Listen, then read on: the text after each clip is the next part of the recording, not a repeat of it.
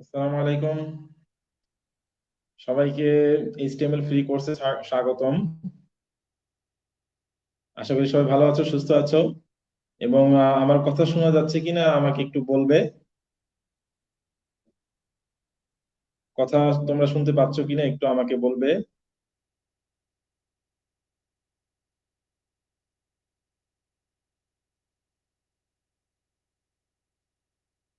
কথা এখন কি ঠিক আছে?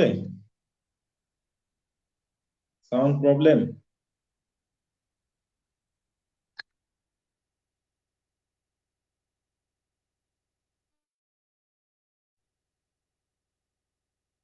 কথা কি বোঝা যাচ্ছে?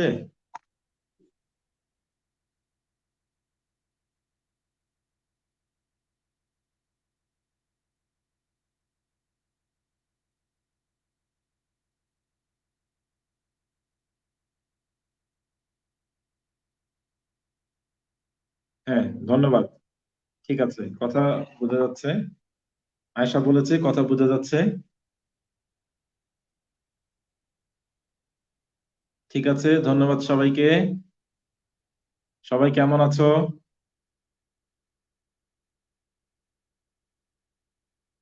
সবাই কেমন আছো?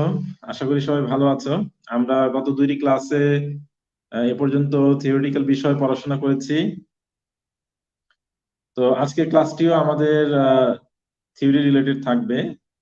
আজকের ক্লাসেও আমরা থিওরিটিক্যাল কিছু বিষয় দেখব। তোমরা স্ক্রিনে দেখতে পাচ্ছ যে ওয়েবসাইটের কাঠামো সম্পর্কে আজকে আমি আলোচনা করব। পাশাপাশি আমাদের এইচটিএমএল কোডিং এর জন্য যে বিষয়টি সবচেয়ে বেশি জরুরি সেটা হচ্ছে এইচটিএমএল ট্যাগ সম্পর্কে আমাদের ধারণা রাখতে হবে। এইচটিএমএল ট্যাগ সম্পর্কে আমাদের জানতে হবে। তো এইচটিএমএল ট্যাগ সম্পর্কে আজকে আমি আলোচনা করব। সুতরাং আজকের ক্লাসটি খুবই গুরুত্বপূর্ণ, খুবই ইম্পর্টেন্ট। তোমরা সবাই মনোযোগ সহকারে ক্লাসটিতে অংশগ্রহণ করবে এবং ক্লাসটি মনোযোগ সহকারে দেখবে। আমার সাথে তোমরা ইন্টারেক্ট হবে এবং তোমরা অবশ্যই রেসপন্স করবে। কেউ যদি কোনো বিষয় না বুঝো তাহলে আমাকে প্রশ্ন করবে কমেন্টের মাধ্যমে। আমি তোমাদের প্রশ্নের উত্তর দেওয়ার চেষ্টা করবো ইনশাল্লাহ। আলহামদুলিল্লাহ, আমি ভালো আছি। তৃষা দেবী, মোহাম্মদ আরিফ, নিশিতা পল, নুসরাত জাহান সবাই কমেন্ট করেছে। ধন্যবাদ সবাইকে। তাহলে আমি অল্প সময়ের মধ্যে ইনশাল্লাহ আলোচনা শুরু করব। আমি অপেক্ষা করব যাতে সবাই ক্লাসে অংশগ্রহণ করতে পারে। আহ, ইতিমধ্যেই আমি লাইভ শুরু করেছি, প্রায় 6 মিনিট হয়ে গিয়েছে লাইভ শুরু হয়েছে। তো আর কিছুক্ষণ পরেই আমি আলোচনা শুরু করব।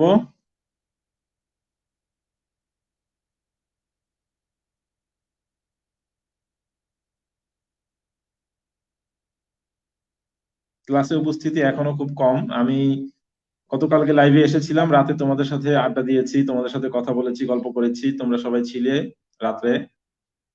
এবং তোমরা অনেকেই বলেছো যে তোমরা রেগুলার ক্লাস করবে, তোমরা নিয়মিত ক্লাসে অংশগ্রহণ করবে। হ্যাঁ, খালিদুর রহমান স্যার স্টার্ট। ঠিক আছে, তাহলে আমরা শুরু করি। তাহলে আজকে আমাদের আলোচনার বিষয় হচ্ছে ওয়েবসাইটের কাঠামো। আলোচনার বিষয়গুলি আমরা একটু দেখব যে ওয়েবসাইটের কাঠামো কত প্রকার ও কি কি। এইচটিএমএল এর সংক্ষিপ্ত ইতিহাস আমরা দেখব। এইচটিএমএল এর সুবিধা অসুবিধাগুলি আমরা দেখব। এইচটিএমএল ট্যাগ কি, এইচটিএমএল এলিমেন্ট কি, সে বিষয়টি আমরা আজকে দেখবো ইনশাল্লাহ।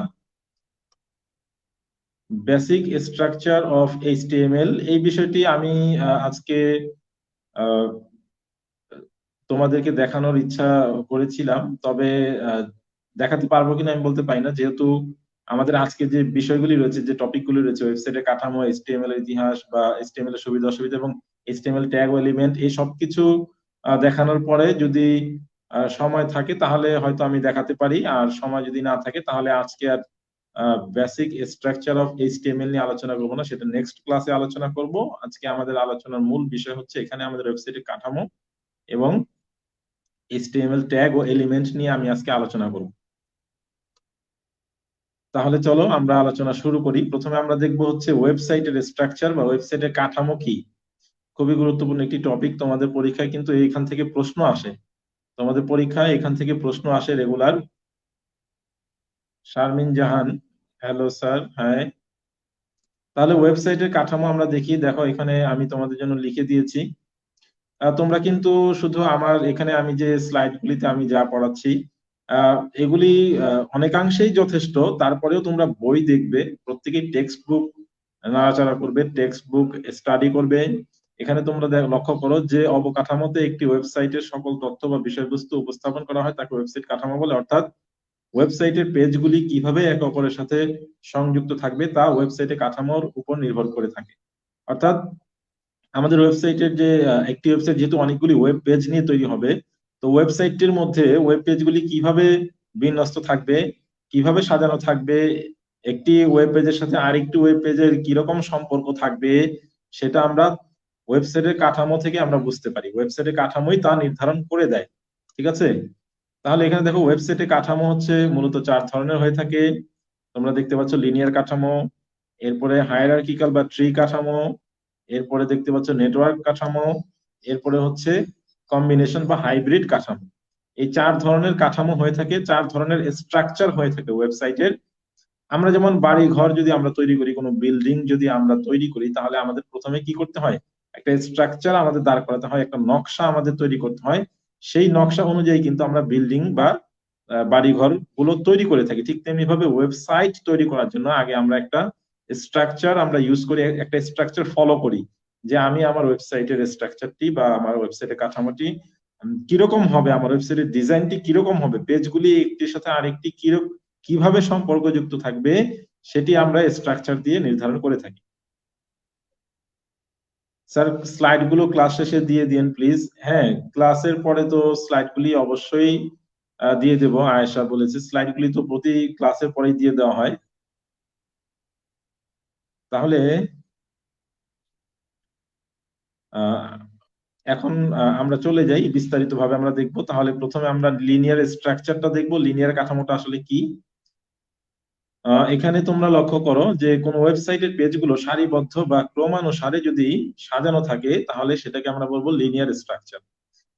একটা ওয়েবসাইটে প্রত্যেকটি পেজ যদি পর পর সাজানো থাকে, সারিবদ্ধ, তোমরা তো সারিবদ্ধ ভাবে সাজানো খুব ভালোভাবে বুঝতে পারো, লাইন, তাই না? একজনের পিছনে আরেকজন, একজনের পর আরেকজন, একজনের পর আরেকজন, এরকম যদি সারিবদ্ধ ভাবে যদি সাজানো থাকে ওয়েবসাইটের পেজগুলি, তাহলে সেটাকে আমরা লিনিয়ার স্ট্রাকচার বলবো।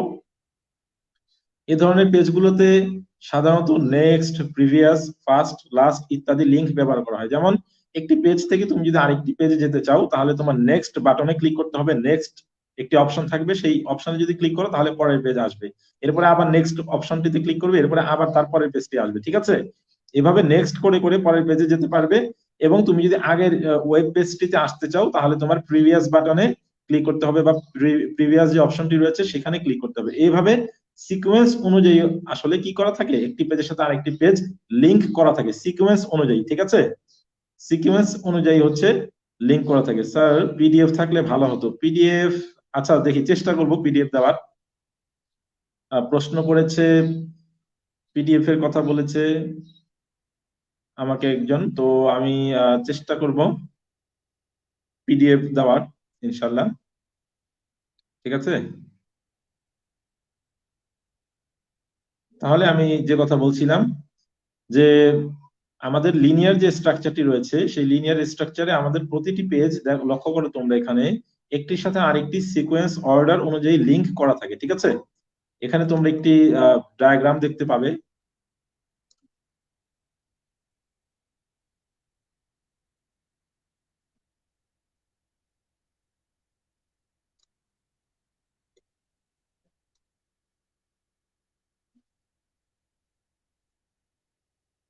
দুঃখিত।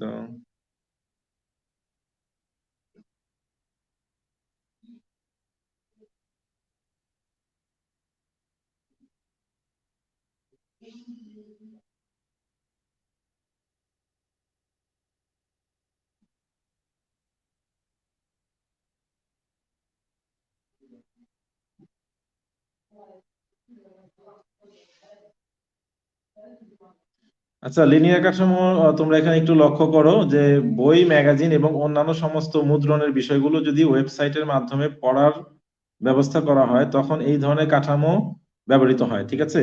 তাহলে আমরা যদি কোনো ওয়েবসাইটে যদি আমরা বই পড়ি, ওয়েবসাইটে যদি বই পড়ি তাহলে ওখানে লিনিয়ার কাঠামো কিন্তু দেওয়া থাকে, অর্থাৎ একটা পেজের পর আরেকটা পেজ আসবে, তারপরে আরেকটা পেজ আসবে, এভাবে পেজ বাই পেজ হচ্ছে আসে, ঠিক আছে? সিকোয়েন্সিয়ালি সেটা সাজানো থাকে।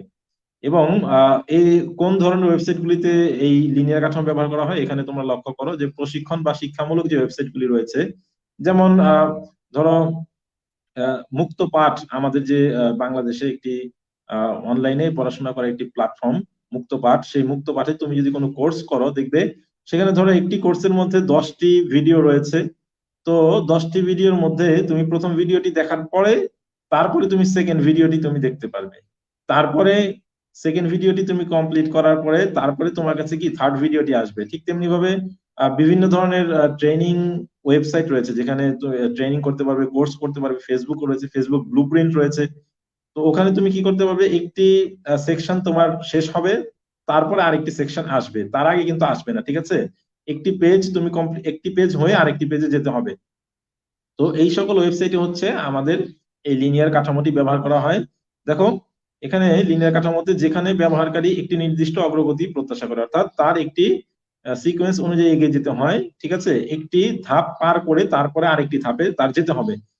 যদি কেউ চায় যে প্রথম পেজ থেকে সরাসরি চতুর্থ পেজে চলে যাবে, প্রথম ভিডিও থেকে সরাসরি চতুর্থ ভিডিওতে চলে যাবে, প্রথম সেকশন থেকে সরাসরি চতুর্থ সেকশনে চলে যাবে, এটা সম্ভব না। প্রথম সেকশন থেকে দ্বিতীয় সেকশন, দ্বিতীয় সেকশন থেকে তৃতীয় সেকশন, তৃতীয় সেকশন থেকে চতুর্থ সেকশন, এভাবে তার এক এক করে আগে বাড়তে হবে। যেমন একজন শিক্ষার্থী বেসিক কোর্সে যদি পাশ করে তাহলে মিড লেভেল কোর্স করতে পারবে, এবং যদি মিড লেভেল কোর্স পাশ করে তাহলে তাকে অ্যাডভান্স কোর্স করার সুযোগ দেওয়া হবে। এই ধরনের সিস্টেমের ক্ষেত্রে হচ্ছে লিনিয়ার কাঠামো সর্বাধিক উপযুক্ত। এখানে তোমরা একটি চিত্র দেখতে পাচ্ছ। দেখো পেজ 1-এ যদি আমি নেক্সট বাটনে ক্লিক করি তাহলে পেজ 2-তে যাব, পেজ 2 এর যাওয়ার পরে যদি আমি নেক্সট বাটনে ক্লিক করি তারপরে পেজ 4-এ যেতে পারবো। এখানে আবার আমি আহ, শুরু থেকে, এখানে দেখো একটি লিঙ্ক দেওয়া আছে ফার্স্ট পেজে, অর্থাৎ আসার, আবার ফার্স্ট পেজ থেকে তুমি সরাসরি লাস্ট পেজে যেতে পারবে, এই অপশনটা এখানে দেওয়া আছে। এরকম থাকতে পারে, আবার ওয়েবসাইটে নাও থাকতে পারে। তুমি এখানে প্রথম পেজ থেকে তুমি তৃতীয় পেজে যেতে পারবে না, দেখো প্রথম পেজ থেকে তৃতীয় পেজে যাওয়ার কোনো সুযোগ তোমার নেই। তোমার প্রথম পেজ থেকে দ্বিতীয় পেজে যেতে হবে, দ্বিতীয় পেজ থেকে তোমার তারপরে তৃতীয় পেজে আসতে হবে। আবার তুমি তৃতীয় পেজ থেকে সরাসরি প্রথম পেজে চলে আসতে পারবে না, বরং তৃতীয় পেজ থেকে তোমার দ্বিতীয় পেজে আসতে হবে, দ্বিতীয় পেজ থেকে তারপরে তুমি প্রথম পেজে আসবে। এইটাই হলো আমাদের কি লিনিয়ার স্ট্রাকচার, বা এটাকে সিকোয়েন্সিয়াল স্ট্রাকচার বলে। সিকোয়েন্সিয়াল স্ট্রাকচার বা লিনিয়ার স্ট্রাকচার হয় যেখানে প্রতিটি পেজ, ওয়েব পেজগুলি একটির পরে আরেকটি লিঙ্ক করা থাকে, একটির সাথে আরেকটি লিঙ্ক করা থাকে। আমরা জাম্প করে এক পেজ থেকে আরেক পেজে, অন্য দূরবর্তী কোনো পেজে চলে যেতে পারি না জাম্প করে, ঠিক আছে? সুপারম্যানের মতো উড়ে যাওয়া যাবে না, স্পাইডারম্যানের মতো যাওয়া যাবে না। এখানে তোমার প্রত্যেকটি পেজ হয়ে তোমার যেতে হবে একটির পর আরেকটি, ঠিক আছে? এ পর্যন্ত কি তোমরা বুঝতে পেরেছো? সিকোয়েন্স অর্ডার কি স্যার? সিকোয়েন্স অর্ডার মানে হচ্ছে যে ক্রমানুযায়ী সাজানো, ঠিক আছে? সিরিয়ালি, সিরিয়াল তো বুঝো, সিরিয়ালি একের পর এক, একের পর এক সিকোয়েন্স, একটা অর্ডার অনুযায়ী সিকোয়েন্স অর্ডার, একটা নির্দিষ্ট ক্রমানুযায়ী 1 2 3 4 5 6 এভাবে, ঠিক আছে? আশা করি বুঝতে পেরেছো। Yes sir, clear. Ching Marma, ধন্যবাদ তোমাকে। জেবু সাইফ, তুমি কি বুঝতে পেরেছো সিকোয়েন্স অর্ডার কি? সিকোয়েন্স অর্ডার মানে হচ্ছে একটির পরে আরেকটি সাজানো থাকবে সুশৃঙ্খল ভাবে, সিরিয়ালি, সারিবদ্ধভাবে সাজানো থাকবে, ঠিক আছে? তুমি সিকোয়েন্স ব্রেক করতে পারবে না। একের পরে তোমার আহ, দুইয়ে যেতে হবে, ঠিক আছে? প্রথম পেজের পরে তোমার দ্বিতীয় পেজে যেতে হবে, তুমি প্রথম পেজ থেকে সরাসরি চতুর্থ পেজে যেতে পারবা না, পঞ্চম পেজে যেতে পারবা না। এটাই হচ্ছে সিকোয়েন্স। ওকে, তাহলে চলো আমরা নেক্সটে চলে যাই। এরপরে আমাদের ছিল হায়ারার্কিক্যাল স্ট্রাকচার। হায়ারার্কিক্যাল স্ট্রাকচার তুমি যদি তোমরা লক্ষ্য করো, এখানে তোমরা দেখো ওয়েবসাইট কাঠামো গুলোর মধ্যে ট্রি কাঠামো সবচেয়ে সহজ ও জনপ্রিয়, ঠিক আছে? এই কাঠামোটি আমাদের সবচেয়ে জনপ্রিয় এবং আসলেই সহজ এবং জনপ্রিয়।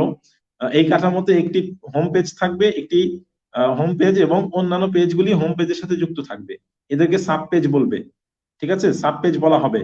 আর এই সাব পেজ গুলির সাথে আরো অন্যান্য পেজ যুক্ত থাকতে পারে। তোমরা ডায়াগ্রাম দেখলে তোমাদের কাছে ক্লিয়ার হয়ে যাবে। আরো হায়ারার্কিক্যাল বা ট্রি কাঠামোকে আমরা চাইল্ড প্যারেন্ট রিলেশনশিপও বলি, ঠিক আছে। চাইল্ড প্যারেন্ট রিলেশনশিপ দিয়েও আমরা কি করি, এই ট্রি কাঠামোটিকে বুঝাই। তোমরা এই ডায়াগ্রামটি একটু লক্ষ্য করো, আমি জাস্ট এটা একটা উদাহরণ হিসাবে আমি দিয়েছি, এক্সাম্পল হিসাবে আমি দিয়েছি এখানে, ঠিক আছে। ধরো আমার একটি ওয়েবসাইট রয়েছে, ওয়েবসাইটের মধ্যে আমি আমার যে হোম পেজ, মেইন পেজটি রয়েছে, এই মেইন পেজের মধ্যে হচ্ছে আমি আমার কলেজের যে গ্রুপগুলি রয়েছে সেই গ্রুপের ইনফরমেশন আমি দিয়েছি, এখন প্রত্যেকটা গ্রুপ সম্পর্কে যদি আমি বিস্তারিত জানতে চাই, প্রত্যেকটা গ্রুপের আন্ডারে কি কি সাবজেক্ট রয়েছে, প্রত্যেকটা গ্রুপের মধ্যে কি কি বিষয় রয়েছে, সেগুলি যদি আমি জানতে চাই, তাহলে দেখো এই গ্রুপ, এটা আমার হোম পেজ, মেইন পেজ, এখান থেকে আমি তিনটা আরো নতুন পেজ লিংক করেছি। সায়েন্স গ্রুপের জন্য একটা পেজ, কমার্স গ্রুপের জন্য একটা পেজ, আর আর্টস বা মানবিকের জন্য আমি আরেকটা পেজ তৈরি করেছি। তিনটা পেজকে আমি লিংক করে দিয়েছি আমার মেইন পেজের সাথে।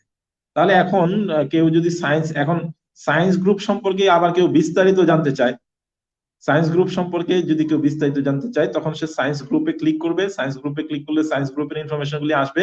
সেখানে আবার এক্সাম্পল হিসেবে আমি দিয়েছি যে আরো দুইটি পেজ, ম্যাথমেটিক্স এবং ফিজিক্স। এখন ম্যাথ সম্পর্কে যদি আরো কেউ বিস্তারিত জানতে চায়, তাহলে সে সায়েন্স থেকে এখন আবার ম্যাথমেটিক্স যে ওয়েব পেজটি রয়েছে সেখানে যাবে। কেউ যদি ফিজিক্স সম্পর্কে জানতে চায়, তাহলে সায়েন্স পেজ থেকে সে আবার কি করবে, ফিজিক্সে ক্লিক করে ফিজিক্স সম্পর্কে সে বিস্তারিত জানবে। এভাবে কেউ যদি পলিটিক্যাল সায়েন্স, রাষ্ট্রবিজ্ঞান সম্পর্কে বিস্তারিত জানতে চায়, তাহলে সে কি করবে, মানবিক থেকে সে রাষ্ট্রবিজ্ঞানে যাবে, ঠিক আছে, বা ভূগোলে যাবে, জিওগ্রাফিতে যাবে। আর যদি কেউ ম্যানেজমেন্ট সম্পর্কে জানতে চায়, তাহলে সে কি করবে, তার হোম পেজ থেকে, মেন পেজ থেকে সে আসবে কমার্স এই ওয়েব পেজে, এখান থেকে সে আবার কমার্সের যতগুলি সাবজেক্ট রয়েছে সেগুলি সম্পর্কে সে বিস্তারিত জানতে পারবে। তো এরকম আমাদের ট্রি স্ট্রাকচারটি মূলত হচ্ছে স্তরে স্তরে বিন্যস্ত থাকে। আমাদের যে মেইন পেজটি রয়েছে, মেইন হোম পেজ, এটাকে আমরা বলবো রুট। রুট, একটি গাছের কি থাকে, রুট থাকে, মূল থাকে, তাই না? মূল থাকে, রুট থাকে, সেই মূলের উপরে কি কি হয়, একটা শাখা শাখা প্রশাখা জন্মায়, তাই না? একটা মূল থেকে শাখা প্রশাখা হয়, প্রত্যেকটি শাখা প্রশাখার মধ্যে আরো অনেক শাখা প্রশাখা থাকতে পারে, ঠিক আছে। ঠিক তেমনি ভাবে এটা হচ্ছে আমাদের মেইন পেজ, হোম পেজ। এই হোম পেজের সাথে কতগুলো পেজ লিংক করা থাকবে, যেগুলিকে আমরা কি বলবো, সাব পেজ বলবো। আবার প্রত্যেকটি সাব পেজের সাথে আরো পেজ থাকতে পারবে। তাহলে এটা একটা ট্রির মতো হয়ে গেল, ঠিক আছে। রুটের সাথে কতগুলো শাখা প্রশাখা, প্রতিটি শাখা প্রশাখার সাথে আরো অনেকগুলি শাখা প্রশাখা, ঠিক আছে, বোঝা গেছে? একজন প্রশ্ন করেছে মিড লেভেল কোর্স, আরে মিড লেভেল কোর্স এটা তো একটা এক্সাম্পল হিসেবে বলা হয়েছে। কেউ যদি তার স্টার্টিং কোর্সটাতে যদি সে হচ্ছে উত্তীর্ণ হয়, তাহলে তাকে আমি আরেকটি কোর্স করার সুযোগ দিব, যেটাকে আমি মিড লেভেল বলবো। এবং ওই মিড লেভেল কোর্স যদি সে করতে উত্তীর্ণ হয়, তাহলে তাকে ফাইনালি আমি আরেকটা সর্বশেষ অ্যাডভান্স পর্যায়ে আরেকটি কোর্সের সুযোগ দিব। এটা হচ্ছে লিনিয়ারের একটা এক্সাম্পল ছিল, লিনিয়ারের এক্সাম্পল, যে কিভাবে একটার পর আরেকটা তুমি সরাসরি কি করতে পারবা না। আমি সহজ কথা, তুমি যদি ক্লাস ওয়ানে যদি তুমি পাশ করো, তাহলে তোমাকে ক্লাস টু তে পড়ার সুযোগ দেওয়া হবে। ক্লাস টু তে যদি তুমি পাশ করো, ক্লাস থ্রি তে সুযোগ দেওয়া হবে। তুমি তো ক্লাস ওয়ান থেকে সরাসরি ক্লাস থ্রি তে যেতে পারবে না, পারবে? তুমি ক্লাস এইটে পাশ করেছো, তুমি ক্লাস নাইনে ভর্তি হতে পারবে, কিন্তু এইট থেকে তো তুমি সরাসরি ক্লাস টেনে চলে যেতে পারবে না। তোমার তো সিকোয়েন্স মেনটেন করতে হবে, সাতের পর আট, তাই না? সপ্তম ক্লাসের পরে অষ্টম ক্লাস, এরপরে নবম শ্রেণী, এরপরে হচ্ছে দশম শ্রেণী, এভাবে আমাদের লিনিয়ার স্ট্রাকচারটা ছিল। তাই একটি পেজ থেকে আরেকটি পেজে যেতে পারি, কিন্তু জাম্প করে হচ্ছে দুই তিনটি পেজ আমি জাম্প করে পরের পেজে যেতে পারবো না লিনিয়ারে। আর ট্রি স্ট্রাকচারে লক্ষ্য করো যে প্রত্যেকটি পেজ এরকম স্তরে স্তরে বিন্যস্ত থাকবে, লিঙ্ক আপ করা থাকবে, তার সাথে মেন পেজের সাথে কতগুলো পেজ লিঙ্ক আপ থাকবে। আর এই পেজগুলির সাথে আবার এই যে সাব পেজ যেগুলি, সেই সাব পেজ বা শাখা প্রশাখা যেগুলি আছে, এগুলির সাথে আরো অন্যান্য পেজও যুক্ত থাকতে পারবে, ঠিক আছে। তাহলে চাইল্ড প্যারেন্ট রিলেশনশিপ কেন বলে, এটাকে আমি একটু বলি। দেখো, এটা চাইল্ড প্যারেন্ট খুবই মজার একটি বিষয়। এটাকে যদি আমি দাদা হিসেবে ধরি, তাহলে এই যে দেখো, এটা হচ্ছে কি, কোন একটা ফ্যামিলির দাদা, ঠিক আছে। এই দাদার হচ্ছে তিন ছেলে, আবার এদের আবার এগুলো হচ্ছে ছেলে মেয়ে, ঠিক আছে। দাদার হচ্ছে তিন ছেলে মেয়ে। আবার এই এই এই ধরো, এই গ্রুপের হচ্ছে তিনটা চাইল্ড, গ্রুপের তিনটা চাইল্ড হচ্ছে কি, সায়েন্স, কমার্স, আর্টস। গ্রুপের তিনটা চাইল্ড, সায়েন্স, কমার্স, আর্টস। সায়েন্সের আবার দুইটা চাইল্ড, কমার্সের আবার দুইটা চাইল্ড, আর্টস এর আবার দুইটা চাইল্ড। এখন ম্যাথমেটিক্স এর আবার দুইটা চাইল্ড থাকতে পারে, যেমন একটা হচ্ছে কি সিকিউ আর একটা এমসিকিউ, ঠিক আছে। বা আহ, একটা হচ্ছে প্র্যাকটিক্যাল আর একটা হচ্ছে থিওরি, এটা হতে পারে। ম্যাথমেটিক্স দুইটা অংশ, প্র্যাকটিক্যাল এবং থিওরি, ফিজিক্স প্র্যাকটিক্যাল থিওরি, ঠিক আছে। তো এরকম দেখো প্রতিটি প্যারেন্টেরই কি একাধিক চাইল্ড থাকতে পারে, প্রত্যেকটি প্যারেন্টের দেখো প্রত্যেকটি পেজের সাথে একাধিক পেজের লিঙ্ক থাকতে পারে। গ্রুপের সাথে 3টা পেজের লিঙ্ক রয়েছে, সায়েন্স পেজের সাথে 2টা পেজের লিঙ্ক রয়েছে। তাহলে একটি প্যারেন্টের একাধিক চাইল্ড থাকতে পারে, কিন্তু একটি চাইল্ডের একাধিক প্যারেন্ট থাকবে না। বাস্তবে আমরা কি জানি, বাস্তবে আমরা জানি যে একটি চাইল্ডের সাথে কিন্তু একাধিক প্যারেন্ট থাকে না। একটি চাইল্ডের সাথে কি একাধিক প্যারেন্ট থাকতে পারে? পারে না। একটি চাইল্ডের একাধিক প্যারেন্ট থাকবে না, একটি চাইল্ডের তো প্যারেন্ট একটি হবে, তাই না? তাহলে এই দেখো একটি পেজ তার উপরের দিকে লিঙ্ক আপ থাকবে একজনের সাথে, একটি ওয়েব পেজ উপরের দিকে লিঙ্ক আপ থাকবে একজনের সাথে, অর্থাৎ তার প্যারেন্ট একটি, কিন্তু নিচের দিকে একাধিক লিঙ্ক আপ থাকতে পারে, কারণ তার চাইল্ড অনেকগুলি হতে পারে। তার চাইল্ড কি হতে পারে? অনেকগুলি হতে পারে। বোঝা গেছে? তাহলে এটা হচ্ছে আমাদের একদম রুট, একদম মূল। তার হচ্ছে 3টি চাইল্ড আমরা দেখতে পাচ্ছি, তার 3টি চাইল্ড পেজ রয়েছে। আবার এইটাকে যদি আমরা প্যারেন্ট হিসেবে গণ্য করি, যে সায়েন্সকে যদি আমরা প্যারেন্ট হিসেবে গণ্য করি, তাহলে তার চাইল্ড হচ্ছে 2টি, তার চাইল্ড হচ্ছে ম্যাথমেটিক্স আর ফিজিক্স। আর এই সায়েন্সের প্যারেন্ট হচ্ছে গ্রুপ। ঠিক আছে? আবার একসময় ম্যাথমেটিক্সও প্যারেন্ট হতে পারে, ম্যাথমেটিক্স যদি প্যারেন্ট হয় তার 2টা চাইল্ড হতে পারে। ঠিক আছে? প্র্যাকটিক্যাল আর থিওরি হতে পারে। তো এই হলো চাইল্ড প্যারেন্ট রিলেশনশিপ, বা এটাকে আমরা কি বলি? ট্রি বা হায়ারার্কিক্যাল কাঠামো হিসেবে আমরা এটাকে বলে থাকি।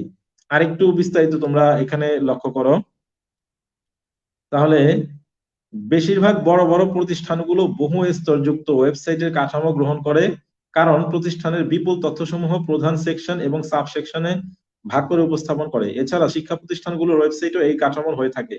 এটি কর্পোরেট এবং প্রাতিষ্ঠানিক জীবনে খুব পরিচিত, তাই বেশিরভাগ ব্যবহারকারীরা এই কাঠামোটি সহজেই বুঝে।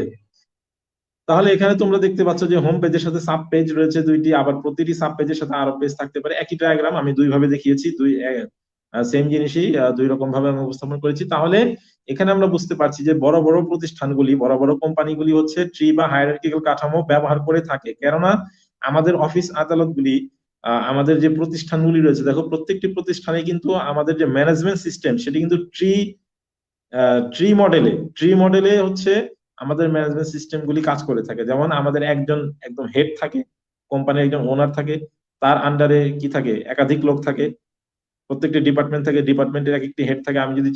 আমি যদি কলেজের কথা বলি, দেখো একটি কলেজের প্রিন্সিপাল থাকে, তাই না? আচ্ছা, প্রিন্সিপালের আন্ডারে কারা কারা থাকে?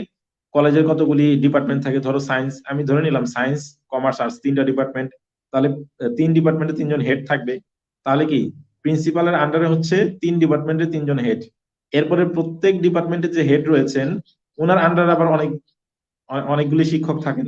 তাহলে এভাবে কিন্তু স্তরে স্তরে বিন্যস্ত। তো প্রতিষ্ঠানগুলি বা বড় বড় কোম্পানিগুলি কিন্তু তারা এই হায়ারার্কিক্যাল ফর্মে হচ্ছে তাদের ম্যানেজমেন্ট সিস্টেম পরিচালনা করে থাকে, এবং ওয়েবসাইট গুলিও কি হয়? বড় বড় কোম্পানির ওয়েবসাইট গুলিও এই হায়ারার্কিক্যাল ফর্মে হয়। বর্তমানে আমরা বেশিরভাগ ওয়েবসাইট লক্ষ্য করবো যে হায়ারার্কিক্যাল ফর্মে রয়েছে, ট্রি ফর্মে রয়েছে আমাদের ওয়েবসাইট গুলি।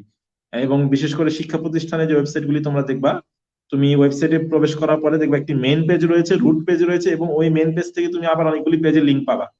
আবার কোন একটি পেজে তুমি ভিজিট করার পরে দেখবা আরো অনেকগুলি পেজের লিঙ্ক, এরকম একটার সাথে আরেকটা লিঙ্ক আপ করা, স্তরে স্তরে সবগুলি কি করা? ভাগ করা রয়েছে। ঠিক আছে? বোঝা গেছে? তাহলে এই পর্যন্ত কি তোমরা বুঝতে পেরেছো হায়ারার্কিক্যাল স্ট্রাকচার বা হায়ারার্কিক্যাল কাঠামোটি কি তোমরা বুঝতে পেরেছো? একটু বলবে আমাকে তোমরা।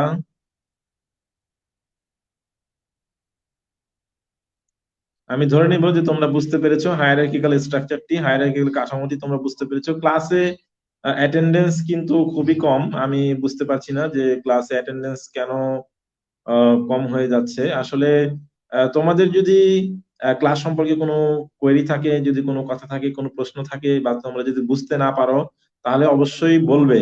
ঠিক আছে?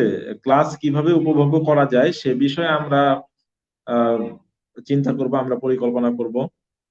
কিন্তু তোমাদের জন্যই যেহেতু এই কোর্সের আয়োজন করা হয়েছে, এইচটিএমএল ফ্রি কোর্সের আয়োজন করা হয়েছে, এবং ফার্স্ট ইয়ার সেকেন্ড ইয়ার উভয় শিক্ষার্থীদের জন্যই কিন্তু খুবই জরুরি এই ক্লাসটি। প্রথম বর্ষের, দ্বিতীয় বর্ষের সবার জন্যই জরুরি। কেননা দ্বিতীয় বর্ষে যারা রয়েছে তাদের খুব শীঘ্রই পরীক্ষা হবে, এবং যারা প্রথম বর্ষে রয়েছে তাদেরও কি এই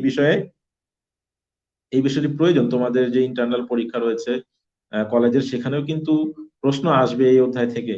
তো এমন একটি অধ্যায় যে তোমার প্র্যাকটিক্যাল লাইফেও কাজে লাগবে। তুমি যদি ফ্রিল্যান্সিং করতে চাও, আউটসোর্সিং করতে চাও, তাহলে তুমি ওয়েব পেজ ডিজাইন করার মাধ্যমেও তুমি কিন্তু অনেক অর্থ উপার্জন করতে পারবে। এই জন্য বেসিক জিনিসটা তোমাকে ধরিয়ে দেওয়া হবে এই কোর্সে। তাই তোমরা যদি রেগুলার ক্লাস করো তাহলে তোমরাই উপকৃত হবে, ঠিক আছে? তাহলে এরপরে আমি চলে যাই নেটওয়ার্ক স্ট্রাকচারে। নেটওয়ার্ক স্ট্রাকচার হচ্ছে ট্রি স্ট্রাকচারের মতোই অনেকটা, তবে ট্রি স্ট্রাকচারে আমরা বলেছিলাম যে কি প্রতিটি পেজের আন্ডারে কতগুলো পেজ থাকবে, আবার তাদের আন্ডারে আরো বিভিন্ন পেজ থাকবে, স্তরে স্তরে বিন্যস্ত থাকবে। নেটওয়ার্ক স্ট্রাকচারে হচ্ছে আহ, একাধিক পেজের সাথে রিলেশন থাকবে, একাধিক পেজের সাথে কানেক্টেড থাকবে, তুমি একটি পেজ থেকে যে কোনো পেজে যেতে পারবে, ঠিক আছে? যে ধরনের ওয়েবসাইট কাঠামোতে একটি পেজের সাথে একাধিক পেজের লিঙ্ক থাকে তাকে নেটওয়ার্ক কাঠামো বলে। এই কাঠামোতে প্রতিটি ওয়েব পেজ অপর সবগুলো বা সর্বাধিক ওয়েব পেজের সাথে সরাসরি যুক্ত থাকে, সবগুলো পেজের সাথে যুক্ত থাকে, সবাই সবার সাথে কানেক্টেড, সবাই সবার সাথে সংযুক্ত হতে পারে। আবার এমন হতে পারে যে সবার সাথে না, তবে ম্যাক্সিমাম পেজের সাথে সবাই কানেক্টেড, এরকম হতে পারে। অর্থাৎ একটি হোম পেজ থাকবে, হোম পেজের সাথে যেমন অন্যান্য পেজ যুক্ত থাকে তেমনি ভাবে প্রতিটি পেজই অন্য প্রত্যেকটি পেজের সাথে কি প্রতিটি পেজই একে অপরের সাথে নিজেদের সাথে কি থাকবে, সংযুক্ত থাকবে। তোমরা এখানে লক্ষ্য করো, হোম পেজের সাথে যেমন এখানে 4টা পেজ তোমরা দেখতে পাচ্ছ, হোম পেজের সাথে পেজ 1, পেজ 2, পেজ 3, পেজ 4 সংযুক্ত। আবার ঠিক একইভাবে তারা নিজেরাও নিজেদের সাথে সংযুক্ত রয়েছে, ঠিক আছে? দেখো পেজ 1 পেজ 3 সাথে, পেজ 1 পেজ 2 এর সাথে, এভাবে প্রত্যেকে প্রত্যেকের সাথে সংযুক্ত রয়েছে। এটা হচ্ছে একটা নেটওয়ার্ক মডেল তৈরি করেছে যেখানে সবাই সবার সাথে কানেক্টেড থাকে, সবাই সবার সাথে যুক্ত থাকে। তাহলে তোমরা এখানে লক্ষ্য করো যে এই কাঠামোটি ওয়েবসাইটের জন্য সবচেয়ে কম ব্যবহৃত কাঠামো। আসলে সবচেয়ে কম, হ্যাঁ, এই সব পেজের সাথে সব পেজ কানেক্টেড বিষয়টি অনেক জটিল হয়ে যায়, এই জন্য এই ওয়েব পেজ এই কাঠামোটি খুব কম ব্যবহার করা হয়। এবং ব্যবহারকারীদের জন্য কিন্তু এটা বোঝা এবং এই বিষয়ে ভবিষ্যৎবাণী করা অনেক কঠিন যে আমার ওয়েব পেজটি কেমন হবে, কোন ডিজাইনের হবে আমার ওয়েব পেজটি, সেটি কিন্তু বুঝতে পারাটা একটু কঠিন, ঠিক আছে? এই জন্য হচ্ছে এই ওয়েব পেজটি কম ব্যবহার করা হয়, যে এইখানে এই মডেলের মধ্যে কোন ধরনের স্ট্রাকচার আমি ব্যবহার করছি, ওয়েবসাইটে কোন ধরনের স্ট্রাকচার ব্যবহার করা হয় সেটা কিন্তু বুঝতে পারাটা একটু জটিল হয়ে যায়, ঠিক আছে? তাহলে এটি হচ্ছে উচ্চ শিক্ষিত বা অভিজ্ঞ ব্যবহারকারীদের জন্য উপযুক্ত। এটা তোমরা মনে রাখবে যে যারা আহ, উচ্চ শিক্ষিত বা অভিজ্ঞ তাদের জন্য এই স্ট্রাকচারটি, এই কাঠামোটি মূলত ব্যবহার করা হয়ে থাকে।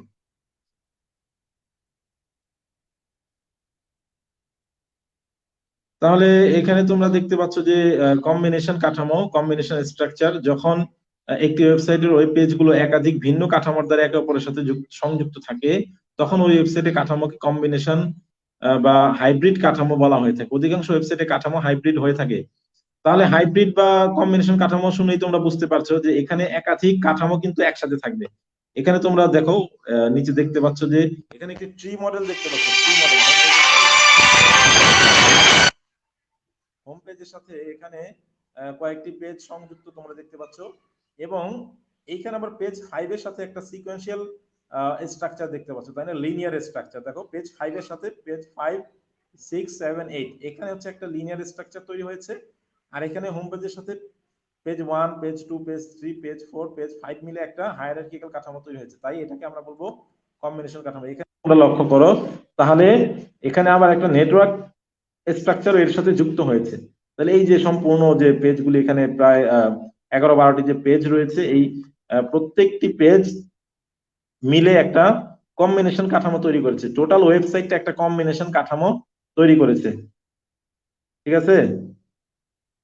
সবাই কি বুঝতে পেরেছো? এখানে টোটাল যে স্ট্রাকচার রয়েছে সেটা একটা কম্বিনেশন স্ট্রাকচার বলবো, আমরা হাইব্রিড স্ট্রাকচার বলবো, কারণ এখানে মোট 3 ধরনের স্ট্রাকচার রয়েছে।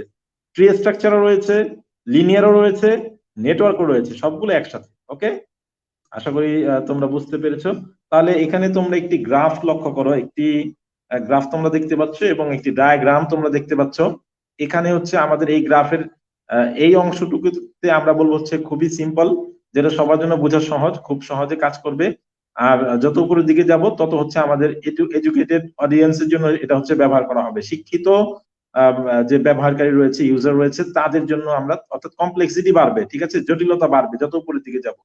এবং যত আমরা ডান দিকে যাব তত কি হবে, কনফিউজিং হবে, ঠিক আছে, তত বেশি হাইপার লিঙ্ক থাকবে, ঠিক আছে, লিনিয়ার আর হবে না, একটার পর একটা সিকোয়েন্স অনুযায়ী হবে না। যত আমরা এই ডান দিকে যাব তত কি হবে, তত বেশি কানেকশন থাকবে পেজগুলির মধ্যে, তত বেশি ইন্টারলিঙ্ক করা থাকবে, ঠিক আছে? তোমরা কি বুঝতে পারছো? তোমরা কি বুঝতে পারছো?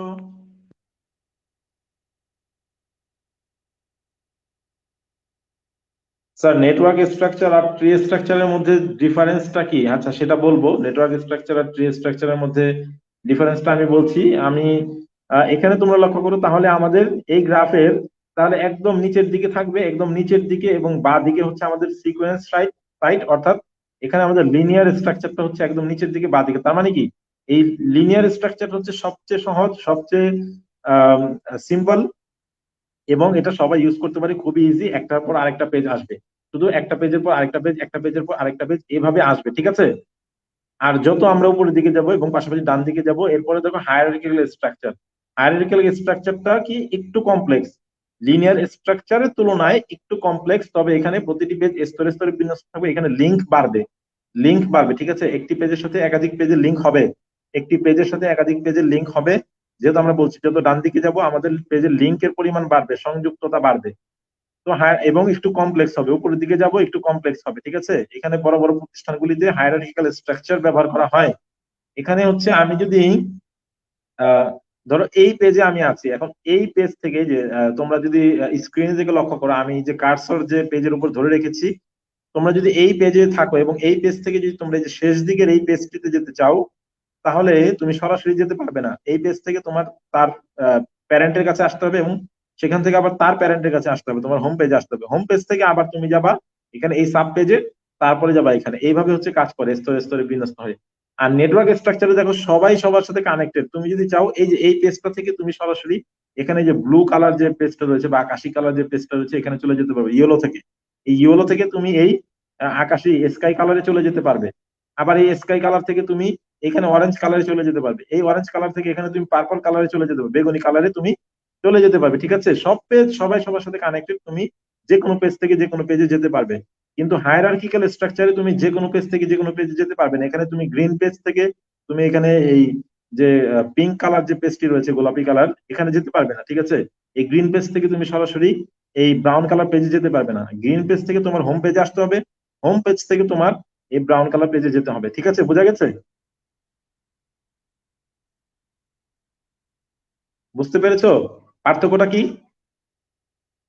তাহলে আহ, বহুল ব্যবহৃত বা প্রচলিত যে ওয়েবসাইট স্ট্রাকচারটি রয়েছে, সেটি হচ্ছে আমাদের হায়ারার্কিক্যাল স্ট্রাকচার। আমরা কোম্পানিগুলিতে, বড় বড় প্রতিষ্ঠানগুলিতে, শিক্ষা প্রতিষ্ঠান আমরা ব্যবহার করে থাকি, কেননা আমাদের এই প্রতিষ্ঠানগুলি যে ম্যানেজমেন্ট সিস্টেম হচ্ছে এই অনুযায়ী কাজ করে, ঠিক আছে? এই হায়ারার্কিক্যাল ফর্মে হচ্ছে আমাদের ম্যানেজমেন্ট সিস্টেম গুলি কাজ করে, তাই। এবং ওয়েবসাইটও যদি তুমি যদি হায়ারার্কিক্যাল ফর্মে ওয়েবসাইটটি তৈরি করো, আমরা যদি তৈরি করি, তাহলে ইউজারের জন্য ব্যবহার করা সহজ। সে সহজেই তার পছন্দ মতো তথ্য সে খুঁজে বের করতে পারবে। একটা কলেজের ওয়েবসাইটে ঢুকলো, কলেজের ওয়েবসাইটে ঢোকার পরে সে হচ্ছে আহ বিজ্ঞান বিভাগের সে ইনফরমেশন চায়, তাই না? তো তার তো অন্য বিভাগে যাওয়ার দরকার নেই, ব্যবসা শিক্ষায় যাওয়ার দরকার নেই, মানবিকে যাওয়ার দরকার নেই। সে সায়েন্সে ক্লিক করবে, সায়েন্সে যাওয়ার পর সে হচ্ছে চিন্তা করলো যে আমি ম্যাথমেটিক্স সম্পর্কে দেখবো, তখন সে সেখানে সায়েন্সের সবগুলি বিষয়ের অপশন দেখতে পাবে, সেখান থেকে সে ম্যাথমেটিক্সটা সিলেক্ট করবে। তার জন্য সহজ। কিন্তু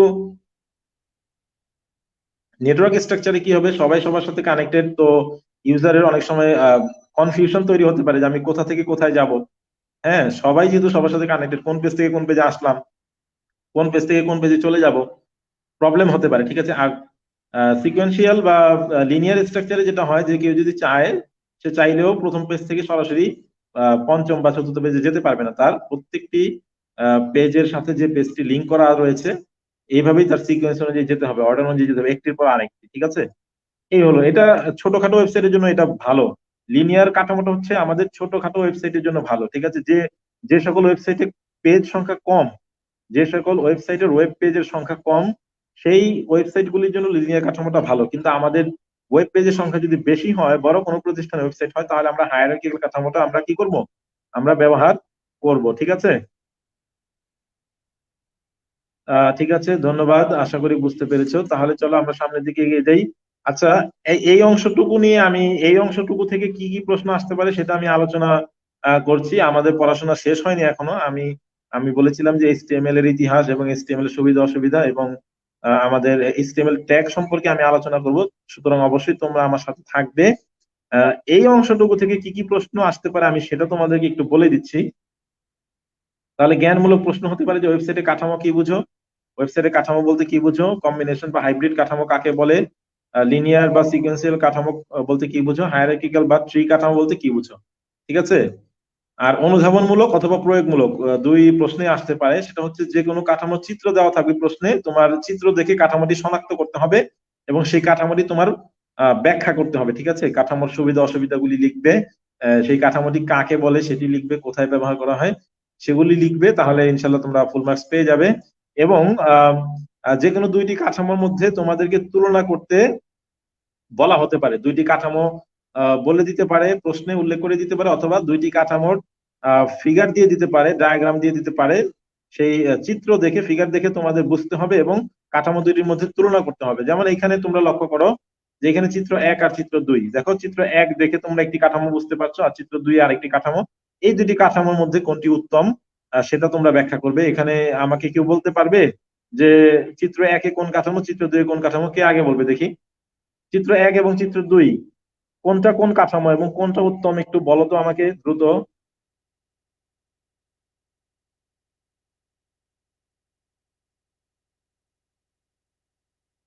কে বলতে পারবে এই দুইটি কাঠামোর মধ্যে কোনটি কোনটি কোন কাঠামো? একটু বলতে হবে আমাকে দ্রুত, সময় কম, দ্রুত বলতে হবে।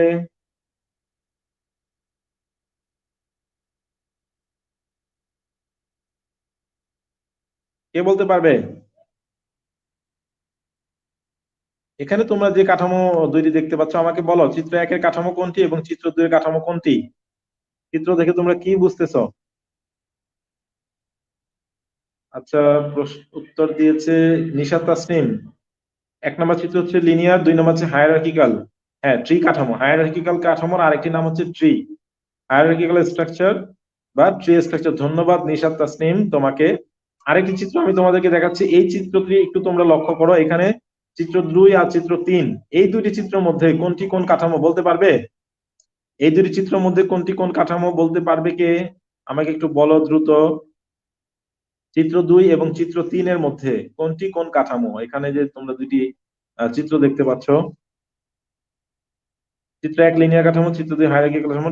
হ্যাঁ, সেটা তো চলে গেছে প্রশ্ন, সেটা মোহাম্মদ আরিফ, ধন্যবাদ তোমাকে। তৃষা দেবী, লিনিয়ার ফার্স্টটা। হ্যাঁ, পরেরটা আমাকে বলো, পরেরটা। আমি আরেকটা যে চিত্র এখানে তোমরা দেখতে পাচ্ছ, এই চিত্র দ্বিতীয় চিত্রটা আমাকে একটু বলো, এই চিত্রটা বলো, এই চিত্রটা আমাকে একজন বলো। চিত্র 2 এবং চিত্র 3, চিত্র 2 এবং চিত্র 3-এর মধ্যে কোনটি কোন কাঠামো সেটা একটু বলতে হবে আমাকে দ্রুত, দ্রুত বলতে হবে, হ্যাঁ দ্রুত, যেহেতু সময় অনেকখানি সময় হয়ে গিয়েছে। 1 ঘন্টার মধ্যে ক্লাস শেষ করার চেষ্টা করব, সুতরাং একটু দ্রুত বলতে হবে তোমাদেরকে। আর যদি বলতে না পারো তাহলে আমি বলে দিচ্ছি। কে বলবে আগে? তাহলে এখানে আমরা দেখতে পাচ্ছি চিত্র 2, যদিও এটি হচ্ছে একটি ট্রি স্ট্রাকচার। ঠিক আছে, চিত্র 2 হচ্ছে, না চিত্র 2 সিকোয়েন্স না, এটা হচ্ছে ট্রি স্ট্রাকচার। কিন্তু এই ট্রি স্ট্রাকচারটিকে দেখো একটু আহ অন্যভাবে উপস্থাপন করা হয়েছে। ঠিক আছে, এই স্ট্রাকচারের সাথে কিন্তু এই স্ট্রাকচারটি মিল রয়েছে, তোমরা খেয়াল করো। কিন্তু এই স্ট্রাকচারটি লম্বালম্বি ভাবে দেখানো হয়েছে, আর এই স্ট্রাকচারটি পাশাপাশি দেখানো হয়েছে, এই জন্য একটু তোমাদের কাছে অন্যরকম মনে হচ্ছে। এটা হচ্ছে একটি ট্রি স্ট্রাকচার, এটা হচ্ছে আমাদের রুট পেজ, এই রুটের সাথে দুটি সাব পেজ, এই সাব পেজ গুলির সাথে আরো পেজ। এটা হচ্ছে ট্রি স্ট্রাকচার, আর এটা হচ্ছে নেটওয়ার্ক স্ট্রাকচার। এখানে সবাই সবার সাথে কানেক্টেড, সবাই সবার সাথে যুক্ত। তাহলে এটা হচ্ছে আমাদের নেটওয়ার্ক কাঠামো। ঠিক আছে, নেটওয়ার্ক স্ট্রাকচার। হ্যাঁ, উত্তর দিয়েছে আয়েশা, নিশাত তাসনিম, ধন্যবাদ। চিংমারমা, নিরঞ্জনা আক্তার, নিশিতা পল। তাহলে তোমরা বুঝতে পেরেছো। তাহলে শনাক্ত করার পরে তোমাদের ব্যাখ্যা করতে হবে। তোমরা হ্যান্ড নোট আমাকে করে দেখাবা, হ্যান্ড নোটে তোমরা ব্যাখ্যা করে দেখাবা খুব সুন্দর করে, এবং খুব সুন্দর করে তোমরা আহ সুবিধা অসুবিধাগুলি লিখবা। ঠিক আছে, কাঠামোগুলি কোথায় কোথায় ব্যবহার করা হয়, কোনো সুবিধা থাকলে সুবিধা লিখবা, অসুবিধা থাকলে অসুবিধাগুলি উল্লেখ করবে হ্যান্ড নোটের মধ্যে। ঠিক আছে, আমি সব দিয়ে দেইনি এখানে নোটের মধ্যে, তোমরা অবশ্যই কিছু টেক্সট বই পড়ে বা গুগল করে তোমরা নিজেরাও কিছু জানার চেষ্টা করবে। সেলফ লার্নিং বলে সেটাকে, সেলফ লার্নিং বিষয়টি খুবই গুরুত্বপূর্ণ। তোমাদের নিজেদেরও শেখার যোগ্যতা থাকতে হবে, তোমরা নিজেরা নিজেরা কি করবে, কিছু বিষয়ে যেগুলি গ্যাপ থাকবে সেগুলি তোমরা নিজেরা শিখে নিবে, দেখে নিবে, ঠিক আছে। আমি তোমাদেরকে রাস্তাটা ধরিয়ে দিলাম। তাহলে এখন আমাদের আজকের ক্লাসের যে দ্বিতীয় অংশ ছিল, সেই দ্বিতীয় অংশ নিয়ে আমি আলোচনা করবো, সেটি হচ্ছে এইচটিএমএল এর ধারণা, ট্যাগ এবং অ্যাট্রিবিউট। ঠিক আছে, এইচটিএমএল এর ধারণা, ট্যাগ এবং অ্যাট্রিবিউট। এইচটিএমএল ট্যাগ কি, এইচটিএমএল অ্যাট্রিবিউট কি, অ্যাট্রিবিউট নিয়ে আজকে আলোচনা করতে পারি কিনা, যেহেতু সময় কম, দেখা যাক। আমরা সামনে এগিয়ে যাই। এইচটিএমএল এর ধারণা নিয়ে আলোচনা আমি শুরু করি তাহলে। এইচটিএমএল এর ধারণা তোমরা এখানে আহ, আহ, দেখতে পাচ্ছি স্ক্রিনে। এইচটিএমএল মানে হচ্ছে হাইপার টেক্সট মার্কআপ ল্যাঙ্গুয়েজ, বা এইচটিএমএল হলো ওয়েব পেজ তৈরির জন্য বহুল ব্যবহৃত একটি প্রোগ্রামিং ল্যাঙ্গুয়েজ। এইচটিএমএল হচ্ছে একটি ল্যাঙ্গুয়েজ, প্রোগ্রামিং ল্যাঙ্গুয়েজ এখানে লেখা হয়েছে যদিও, কিন্তু প্রোগ্রামিং ল্যাঙ্গুয়েজ বলতে আমরা বুঝি ভিন্ন একটি বিষয়। তো প্রোগ্রামিং ভাষা রয়েছে পঞ্চম অধ্যায়, সেটা তোমরা পড়বে। কিন্তু এই এইচটিএমএল ল্যাঙ্গুয়েজটি আমরা শুধুমাত্র ওয়েব পেজ ডিজাইন করতে বা ওয়েব পেজ তৈরি করতে আমরা ব্যবহার করি, ঠিক আছে। এটি মূলত টেক্সট ভিত্তিক প্রোগ্রাম ভাষা, অর্থাৎ আমরা নর্মালি টেক্সটের মাধ্যমে আমরা ওয়েব পেজ গুলো করে থাকি। এইচটিএমএল আমরা টেক্সট ইউজ করি, ঠিক আছে, লেখার মাধ্যমে আমরা এর কোডিং গুলি করে থাকি। 1980 সালে প্রকৃতি বিজ্ঞানী টিম বার্নার্স-লি এই ভাষার প্রাথমিক রূপ দান করেন। 80 সালে হচ্ছে উনি একটা ধারণা দেন এইচটিএমএল এর, টিম বার্নার্স-লি, ঠিক আছে। 80 সালে আবিষ্কার হয়নি এইচটিএমএল পুরোপুরি, কিন্তু 80 সালে এইচটিএমএল এর একটা ধারণা আসে, কনসেপ্টটা আসে, ঠিক আছে। এরপরে লক্ষ্য করো যে এইচটিএমএল হলো কতগুলো মার্কআপ ট্যাগের সমষ্টি। এইচটিএমএল মানে হলো কতগুলি মার্কআপ ট্যাগের সমষ্টি। এখানে ট্যাগ শব্দটি চলে এসেছে, ট্যাগ কি আমরা দেখবো একটু পরেই, কিন্তু এটা মনে রাখবে যে এইচটিএমএল আসলে অনেকগুলি ট্যাগ নিয়ে তৈরি হয়। তাহলে অবশ্যই আমাদের ট্যাগ জানতে হবে, যেহেতু অনেকগুলি ট্যাগ নিয়ে আমরা এইচটিএমএল তৈরি করতে পারি, তাই আমাদের ট্যাগ জানা খুব জরুরি, ঠিক আছে।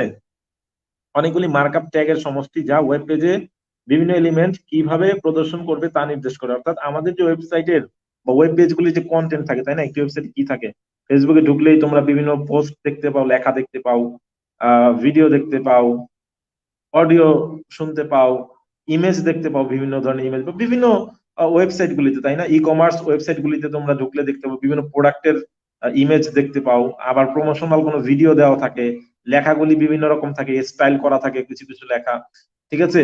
তো এই যে কন্টেন্ট গুলি রয়েছে, এই কন্টেন্ট গুলি কিভাবে উপস্থাপন করা হবে, কোন স্টাইলে হবে, কিভাবে হবে, সবকিছু আমরা এই ট্যাগের মাধ্যমেই নির্ধারণ করি। এই এইচটিএমএল ট্যাগ দিয়েই হচ্ছে আমরা আমাদের ওয়েবসাইটটা আসলে কি করে থাকি, ডিজাইন করে থাকি, ওয়েবসাইট আমাদের ওয়েব পেজটা আমরা তৈরি করে থাকি, যে প্রতিটি কন্টেন্ট কিভাবে আমি উপস্থাপন করতে চাই, কোন বৈশিষ্ট্য দিয়ে আমি উপস্থাপন করতে চাই, সেটা আমরা ট্যাগ দিয়ে নির্ধারণ করি। তাই এইচটিএমএল ট্যাগ হচ্ছে খুবই ইম্পর্টেন্ট একটি বিষয়, খুব ইম্পর্টেন্ট একটি টপিক। আচ্ছা দেখো এখানে লক্ষ্য করো, এই মার্কআপ ট্যাগের কাজ হলো ওয়েব পেজে বিভিন্ন তথ্য কিভাবে প্রদর্শন করবে তা ব্রাউজারকে নির্দেশ দেওয়া, যেটা আমি একটু আগে বললাম, যে ট্যাগগুলি কি করবে, যে আমার এই কন্টেন্ট গুলি আমাকে কিভাবে শো, ইউজারকে কিভাবে শো করবে, ইউজারকে কিভাবে দেখাবে, ইউজারের কাছে কিভাবে প্রদর্শন করা হবে, সেটা হচ্ছে এই ট্যাগের কাজ। ট্যাগগুলি ব্রাউজারকে নির্দেশ দেয় যে তুমি এই লেখাটা এইভাবে দেখাও, একটা লেখা কালো রঙে দেখাও, একটা লেখা লাল রঙে দেখাও, একটা লেখা একটু বড় করে দেখাও, একটা লেখা একটু ছোট করে দেখাও। এই যে ব্রাউজার যে আমাদেরকে বিভিন্ন ভাবে দেখায় লেখাগুলি বা বিভিন্ন কন্টেন্ট গুলি, ইমেজ গুলি, কোনো ইমেজ বড় আকারে, কোনো ইমেজ ছোট আকারে, ঠিক আছে, এই সব কিছু হচ্ছে ট্যাগ এর মাধ্যমে করা হয়, মার্কআপ ট্যাগ এর মাধ্যমে। ওকে, তাহলে সামনে এগিয়ে যাই। তাহলে এখানে একটু থিওরিটিক্যাল বিষয় আমি আলোচনা করে যাচ্ছি, আমি একটু দ্রুত বলে যাচ্ছি। হাইপার টেক্সট বলতে আমরা বুঝি টেক্সটের মধ্যে কন্টেন্ট কিরকম, যে একটা টেক্সট আমি দেখতে পাচ্ছি, একটা লেখা আমি দেখতে পাচ্ছি, কিন্তু সেখানে ক্লিক করলে অনেকগুলি কন্টেন্ট চলে আসবে। ওই লেখাটায় ক্লিক করলে অনেকগুলি অডিও আসতে পারে, ভিডিও আসতে পারে, ইমেজ আসতে পারে, বা আরো বিভিন্ন টেক্সটও আসতে পারে। তো একটা টেক্সটের মধ্যে যদি অনেকগুলি কন্টেন্ট থাকে, লুকানো থাকে, বা একটা টেক্সট যদি আমাদেরকে অনেকগুলি কন্টেন্টের দিকে যদি আমাদেরকে নির্দেশ করে যে তুমি এই টেক্সটে ক্লিক করবে, তার মানে কি তুমি অনেক কিছু দেখতে পাবে, ভিডিও অডিও যা আছে দেখতে পাবে, তখন আমরা বলবো সেটাকে হাইপার টেক্সট বলবো। সেটাকে কি বলবো, সেটা নর্মাল টেক্সট বলবো না, সেটাকে বলবো আমরা হাইপার টেক্সট, ঠিক আছে। অর্থাৎ যখন একটি টেক্সটের মধ্যে অন্য কোনো টেক্সট, অডিও, ভিডিও, ইমেজ ইত্যাদি ফাইল বা কন্টেন্ট লিংক করা থাকে, ঠিক আছে, ফাইল বা কন্টেন্ট কি করা থাকে, লিংক করা থাকে, তখন আমরা বলবো সেটাকে হাইপার টেক্সট। সেটা তখন হাইপার টেক্সট হয়ে যাবে, কারণ সে অন্যান্য আরো অনেক ফাইল, অন্যান্য আরো অনেক কন্টেন্টকে সে কি করছে, নির্দেশ করছে, তার ভিতরে অনেক কিছু কি করা আছে, লিংক করা আছে। তুমি যখনই কোনো লিঙ্কে ক্লিক করবে বা করো যা তোমাকে নতুন ওয়েব পেজে নিয়ে আসে, তখন তুমি হাইপার টেক্সটে ক্লিক করেছো, ঠিক আছে। তাহলে আমি একটি লেখায় ক্লিক করলে কিছু হচ্ছে না, তাহলে সেটা নর্মাল টেক্সট। একটি লেখায় ক্লিক করছি, কিছু হচ্ছে না, নর্মাল টেক্সট। কিন্তু কোনো একটি লেখাতে ক্লিক করার সাথে সাথে যদি আমাকে অন্য কোনো ওয়েব পেজে নিয়ে চলে যায়, সেটা হয়ে যাবে হাইপার টেক্সট। বুঝা গেছে? তাহলে হাইপার টেক্সট হলো দুই বা ততোধিক ওয়েব পেজ একে অপরের সাথে লিঙ্ক করার একটি উপায়। তুমি যদি একটা পেজের মধ্যে আরেকটা পেজকে লিঙ্ক করতে চাও, তাহলে তুমি হাইপার টেক্সট ইউজ করবে। মার্কআপ মানে হচ্ছে কি, যে মার্কআপ মানে হচ্ছে আমাদের এইচটিএমএল ট্যাগ গুলি, যে ট্যাগ গুলি আমাদের যে কন্টেন্ট গুলি, কি কন্টেন্ট গুলির মধ্যে কি বৈশিষ্ট্য থাকবে সেটা নির্ধারণ করবে। ঠিক আছে? সেটা নির্দেশ করবে যে আমাদের যে ওয়েব পেজের মধ্যে অনেকগুলি কন্টেন্ট থাকবে, এই কোন কন্টেন্টের কি বৈশিষ্ট্য থাকবে, ইমেজ গুলি বড় হবে না ছোট হবে, কিরকম হবে, প্রত্যেকটি লেখার স্টাইল কিরকম হবে, সবকিছু নির্দেশ করবে এই মার্কআপ শব্দটি, বা এই মার্কআপ ট্যাগ আমরা বলি। ঠিক আছে? ট্যাগ দিয়ে আমরা করবো মার্কআপ ট্যাগ। এখানে বোল্ড করা আছে লেখাটি, তোমরা লক্ষ্য করো। মার্কআপ চিহ্নগুলির কাজ হলো ওয়েব পেজে বিভিন্ন তথ্য কিভাবে প্রদর্শন করবে তা ব্রাউজারকে নির্দেশ দেওয়া। একটু আগে আমি বলেছি এই বিষয়টি। ঠিক আছে? এই মার্কআপ চিহ্নগুলিকে আবার আমরা ট্যাগ বলে থাকি। ভাষা মানে তো আমরা জানি, ভাষা হচ্ছে আমরা ভাষা হতে গেলে কি হবে, ভাষা হতে গেলে তার একটা ব্যাকরণগত নিয়ম থাকতে হবে। ঠিক আছে? ব্যাকরণগত নিয়ম যদি না থাকে, ব্যাকরণ যদি না থাকে, তাহলে কিন্তু ভাষা হবে না। তোমরা যা ইচ্ছা তাই বলে দিলে সেটা ভাষা হবে না। ভাষা হতে হলে তোমার একটি সুনির্দিষ্ট নিয়ম তোমাকে অনুসরণ করতে হবে, একটা ব্যাকরণ তোমাকে ফলো করতে হবে। তো এই এখানে আমরা সেটাই বুঝাচ্ছি যে এইচটিএমএল, ঠিক আছে, হাইপার টেক্সট মার্কআপ ল্যাঙ্গুয়েজ। এটা ল্যাঙ্গুয়েজ কেন? এটা এই জন্য ল্যাঙ্গুয়েজ যে এখানে কিছু নিয়ম নীতি রয়েছে, যেটাকে আমরা বলি সিনট্যাক্স। সিনট্যাক্স মানে হচ্ছে ব্যাকরণগত নিয়ম। তো এইচটিএমএল এর কিছু নিয়ম রয়েছে। এইচটিএমএল এ তুমি মন চাইলে যা লিখে দিবা তাই তো আসবে না তোমার ওয়েব পেজে। তোমার একটি নিয়ম ফলো করতে হবে, একটি স্ট্যান্ডার্ড ফলো করে তোমার এইচটিএমএল কোডিংটা করতে হবে। তুমি তোমার মন মতো কোডিং করলে কাজ হবে না, বরং এইচটিএমএল এর যে সুনির্দিষ্ট সিনট্যাক্স রয়েছে, যে নিয়ম রয়েছে, সেই নিয়ম যদি তুমি ফলো করো তাহলে তোমার কোডটি কাজ করবে। তাহলে দেখো মার্কআপ ভাষা কি। তাহলে মার্কআপ ভাষা হচ্ছে কম্পিউটার ভাষা যা টেক্সট ডকুমেন্টের লেআউট এবং ফরম্যাটিং এর নিয়মগুলো প্রয়োগ করতে ব্যবহৃত হয়। অর্থাৎ আমাদের ওয়েব পেজ ডিজাইন করতে যে নিয়মগুলি আমরা ব্যবহার করি, যে নিয়ম নীতি মেনে আমরা কোডগুলি করি, সেটাই হচ্ছে আমাদের কি মার্কআপ ভাষা। ঠিক আছে? মার্কআপ ভাষার কারণে কি হয়, আমাদের ওয়েবসাইট ইন্টারেক্টিভ হয়, আকর্ষণীয় হয়, এবং কি সুন্দর ডিজাইন তৈরি হয়। ঠিক আছে? তাহলে এখানে হিস্টোরি রয়েছে। হিস্টোরি, প্রত্যেক জিনিসেরই আসলে হিস্টোরি জানতে হবে। তুমি যে জিনিসই শিখবে সেই জিনিসের ইতিহাস বা হিস্টোরি তোমার জানতে হবে। ঠিক আছে? আমি জানি না তোমাদের বোরিং লাগছে কিনা, তবে হিস্টোরি অনেকেই পড়তে চাও না, ইতিহাস অনেকেই পড়তে চাও না, কিন্তু তারপরে আমাদের ইতিহাস জানতে হয়। দেখো 1990 সালে এনসিএসএ, অর্থাৎ national centre for super computing application, তারা মোজাইক ব্রাউজারের মাধ্যমে এইচটিএমএল কি করে, আবিষ্কার করে। এইচটিএমএল টা তখন আত্মপ্রকাশ হয় এইচটিএমএল এর একদম সরাসরি। ঠিক আছে? এবারে 93 সালে এইচটিএমএল প্লাস, 95 সালে এইচটিএমএল 2.0, অর্থাৎ আপডেট ভার্সন আসতে থাকে একের পর এক। 97 সালে জানুয়ারিতে হচ্ছে WC3, অর্থাৎ ওয়ার্ল্ড ওয়াইড ওয়েব। W3 মানে ওয়ার্ল্ড ওয়াইড ওয়েব, আর সি তে বোঝাচ্ছে হচ্ছে কনসোর্টিয়াম। তো এই W3C কর্তৃক প্রথম ডেভেলপকৃত এইচটিএমএল 3.2, আর 1999 সালের শেষ দিকে এইচটিএমএল 4.01 প্রকাশিত হয়। এরপরে গিয়ে 2008 সালের 22শে জানুয়ারি আমরা যে বর্তমানে যে এইচটিএমএল ব্যবহার করি, সেই HTML5টা হচ্ছে আসে 2008 সালের 22শে জানুয়ারি। কিন্তু এখানেই থেমে থাকেনি, পরবর্তীতে 2014 সালের 28শে অক্টোবর এই HTML5 এর কি হয়, আবার আপডেট ভার্সন প্রকাশিত হয় W3C কর্তৃক।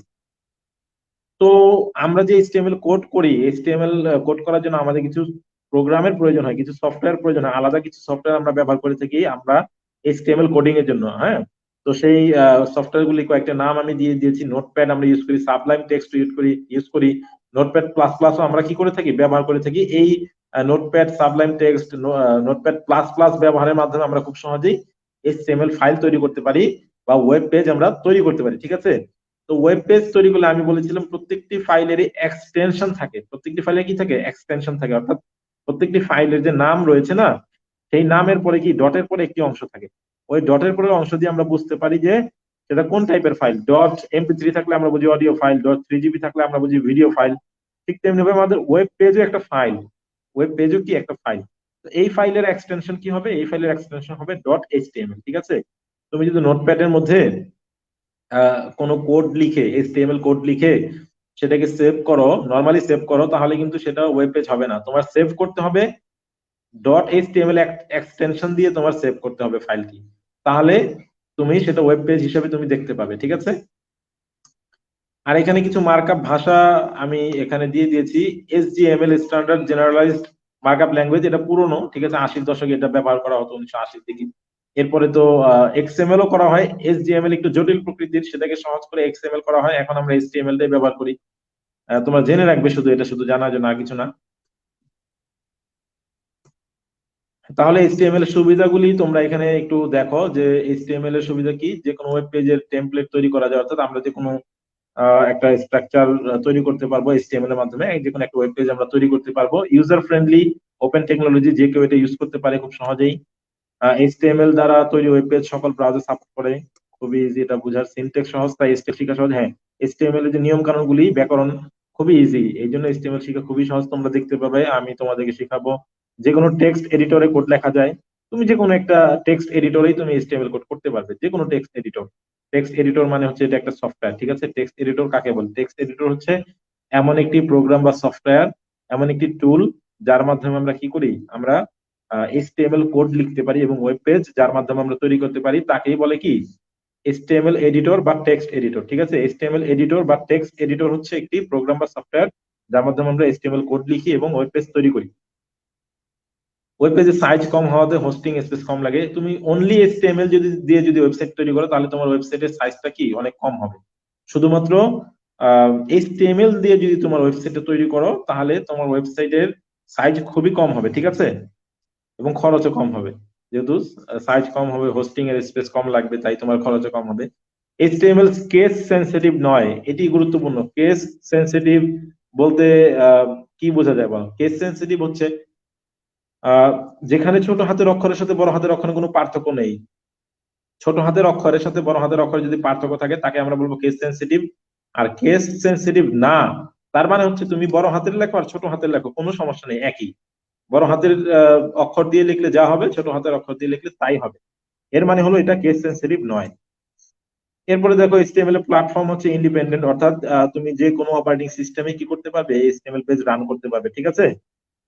এবং যে কোনো ডিভাইসের যে কোনো অপারেটিং সিস্টেমে তুমি এইচটিএমএল পেজগুলি রান করতে পারবে, অ্যান্ড্রয়েড হোক, আইওএস হোক, হ্যাঁ, জাভা হোক। 216টি ওয়েব কালার সাপোর্ট করে, তার মানে তোমার এইচটিএমএল পেজের মধ্যে তুমি 216 ধরনের কালার তুমি ইউজ করতে পারবে, ঠিক আছে। এটি হলো সুবিধা।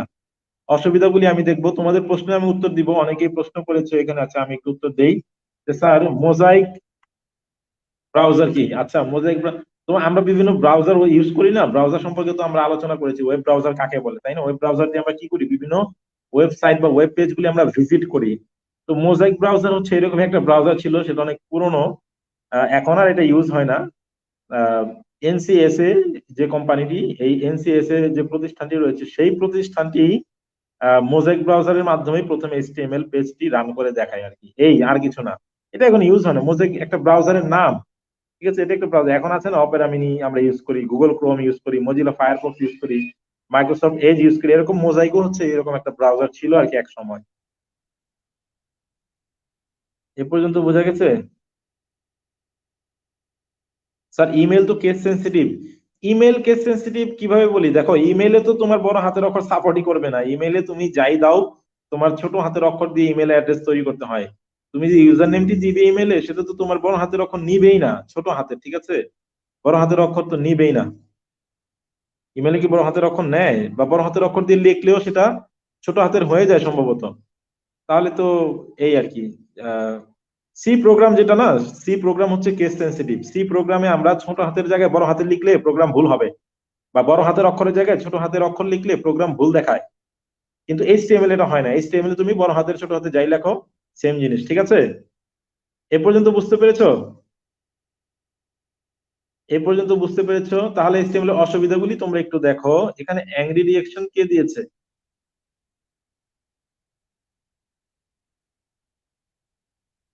আচ্ছা, ঠিক আছে। শুধুমাত্র স্ট্যাটিক ওয়েব পেজ তৈরি করা যায়, অর্থাৎ ডাইনামিক্যালি বা স্বয়ংক্রিয়ভাবে কন্টেন্ট সংযুক্ত করা বা পরিবর্তন করা যায় না। তুমি যে অটোমেটিক কন্টেন্ট গুলি সংযুক্ত করবে, যেহেতু ডাটাবেসের সাথে শুধু এইচটিএমএল দিয়ে যদি তুমি কোড করো, শুধু এইচটিএমএল দিয়ে, তাহলে কিন্তু তোমার এখানে যে ডাটাবেস থাকবে না, তাই না, আরো বিভিন্ন বিষয়গুলি থাকবে না। এই জন্য তুমি কি করতে, ডাইনামিক্যালি তুমি নতুন নতুন কন্টেন্ট তৈরি করতে পারবে না, এটা একটা প্রবলেম।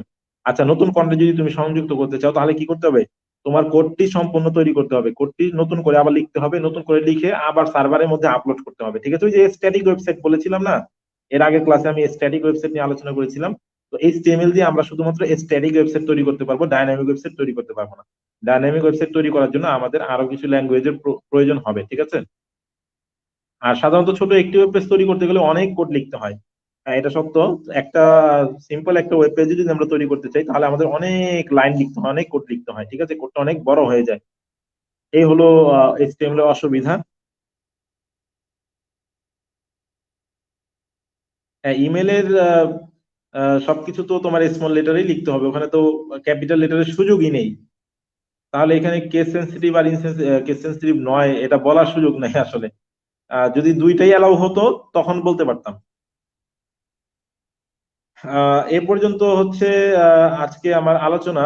এখন আজকে আমি এইচটিএমএল ট্যাগ সম্পর্কেও আলোচনা করতে চেয়েছি। আমি কি, আমাদের প্রায় 1 ঘন্টার কাছাকাছি হয়ে গিয়েছে, আমি কি এইচটিএমএল ট্যাগটা তোমাদেরকে একটু বলে দিব না নেক্সট ক্লাসে আলোচনা করব? তোমরা আমাকে একটু বলো। তোমরাই বলো যে আজকে কি আমি এইচটিএমএল ট্যাগ নিয়ে আলোচনা করব নাকি নেক্সট ক্লাসে এইচটিএমএল ট্যাগ নিয়ে আলোচনা করব, সেটা আমাকে একটু বলবে তোমরা। আমি অপেক্ষা করছি। আশা করি তোমরা দ্রুত রিপ্লাই দিবে যে এইচটিএমএল ট্যাগ কি আজকেই দেখিয়ে দিব নাকি নেক্সট ক্লাসে এইচটিএমএল ট্যাগ দেখাবো। ভুলে চলে গেছে স্যার। আচ্ছা, ঠিক আছে, নো প্রবলেম, ভুল হতেই পারে।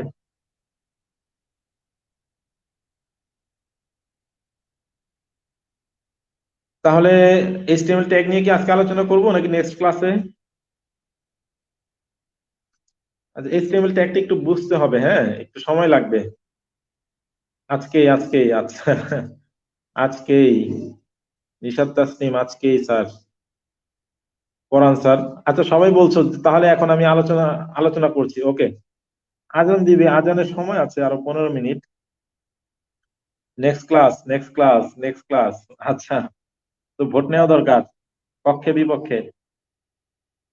হুম, পক্ষে বিপক্ষে ভোট নেওয়া দরকার। আচ্ছা, আমি আজকে একটু সংক্ষেপে আলোচনা করি। যদি কারো বুঝতে সমস্যা হয় আমি নেক্সট ক্লাসে আবার রিপিট করবো, ঠিক আছে? আমি সংক্ষেপে আমি সংক্ষেপে একটু বলছি। যদি কারো কোনো বুঝতে সমস্যা হয় তাহলে নেক্সট ক্লাসে আমি আবার রিপিট করব, ওকে? তাহলে আমি বলেছিলাম যে আমরা যদি একটি ওয়েব পেজ তৈরি করতে চাই তাহলে আমাদের অনেকগুলি ট্যাগের সমন্বয়ে একটি ওয়েব পেজ তৈরি হবে, হ্যাঁ।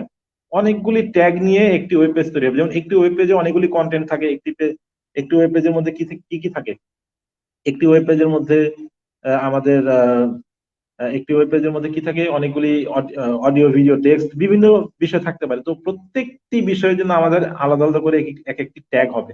তাহলে আমাদের ট্যাগ আগে আমরা বুঝি। এখানে দেখো এইচটিএমএল ট্যাগ বা কি, এইচটিএমএল ট্যাগ হচ্ছে এক বা একাধিক অক্ষরের বা ক্যারেক্টারের সেট, এক বা একাধিক অক্ষরের বা ক্যারেক্টারের সেট বা কিওয়ার্ড যা দুইটি অ্যাঙ্গেল ব্র্যাকেটের মধ্যে থাকে, ঠিক আছে? অ্যাঙ্গেল ব্র্যাকেটের ভিতরে, অর্থাৎ আমাদের এইচটিএমএল ট্যাগ গুলি অবশ্যই অ্যাঙ্গেল ব্র্যাকেটের মধ্যে লিখতে হবে। আর যেখানেই তোমরা অ্যাঙ্গেল ব্র্যাকেট দেখবে তোমরা বুঝে নিবে যে এখানে কি রয়েছে, ট্যাগ আছে, ট্যাগ রয়েছে। এবং ট্যাগ হচ্ছে এক ধরনের কিওয়ার্ড, ঠিক আছে?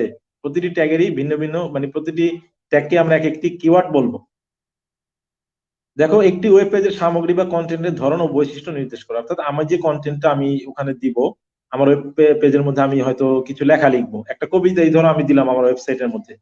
তো সেটার বৈশিষ্ট্য কেমন হবে, লেখার কালার কেমন হবে, লেখার স্টাইলটা কেমন হবে, সেটা নির্দেশ করবে। আমি একটা ইমেজ দিব, ইমেজের সাইজটা কতটুকু হবে, কত বড় হবে, সেটা হচ্ছে ট্যাগ দিয়ে আমি নির্ধারণ করব, ঠিক আছে? আমার কন্টেন্টের বৈশিষ্ট্যগুলি আমি ট্যাগ দিয়ে নির্দেশ করব, নির্ধারণ করব। একটি ওয়েব পেজের তথ্য বা বিষয়বস্তু ব্রাউজারে কিভাবে বিন্যাস এবং প্রদর্শন করবে তা সুনির্দিষ্ট করে, সেটা হচ্ছে আমাদের ট্যাগ। ট্যাগ সাধারণত দুই ধরনের হয়ে থাকে। এখানে লক্ষ্য করো, এইচটিএমএল ট্যাগ দুই ধরনের হয়, কন্টেইনার ট্যাগ এবং এমটি ট্যাগ। এখন কন্টেইনার শব্দটি মনে পড়ার সাথে সাথে আমাদের কল্পনায় ভাসে যে আমাদের বাড়ির মধ্যে এখনো আছে কি, প্লাস্টিকের কন্টেইনার, হ্যাঁ, তার ভিতরে থাকে বিস্কিট, তার ভিতরে থাকে চানাচুর, তার ভিতরে আর কি কি থাকে, আর অনেক কিছুই থাকে কন্টেইনার। কার কার বাসায় কন্টেইনার আছে? সবার বাসায় কন্টেইনার আছে, আছে না? কন্টেইনারের মধ্যে অনেক কিছুই থাকে, খাবার থাকে, হ্যাঁ। এই কন্টেইনার থেকে আবার অনেকে কি করে, লুকিয়ে লুকিয়ে খায়, কন্টেইনারের ভিতর থেকে খাবার বের করে লুকিয়ে। তো এই কন্টেইনারটা কেন বলা হয়েছে? কন্টেইনারে আমাদের কি থাকে দেখো, আমাদের কন্টেইনার গুলিতে একটা ঢাকনা থাকে, তাই না? কন্টেইনার হচ্ছে একটা পাত্র। সেই পাত্রের ভিতরে আমরা কিছু জিনিস রাখি, কন্টেন্ট রাখি, কন্টেন্ট কিছু জিনিস রাখি।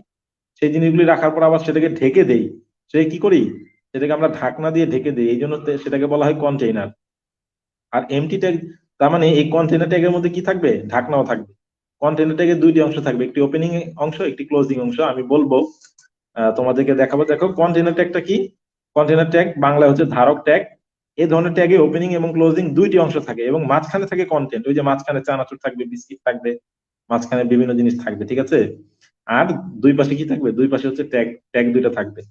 তো ওপেনিং ট্যাগ এবং ক্লোজিং ট্যাগ একইভাবে লেখা হয়, কিন্তু ওপেনিং ট্যাগে কি থাকে, ওপেনিং ট্যাগের মধ্যে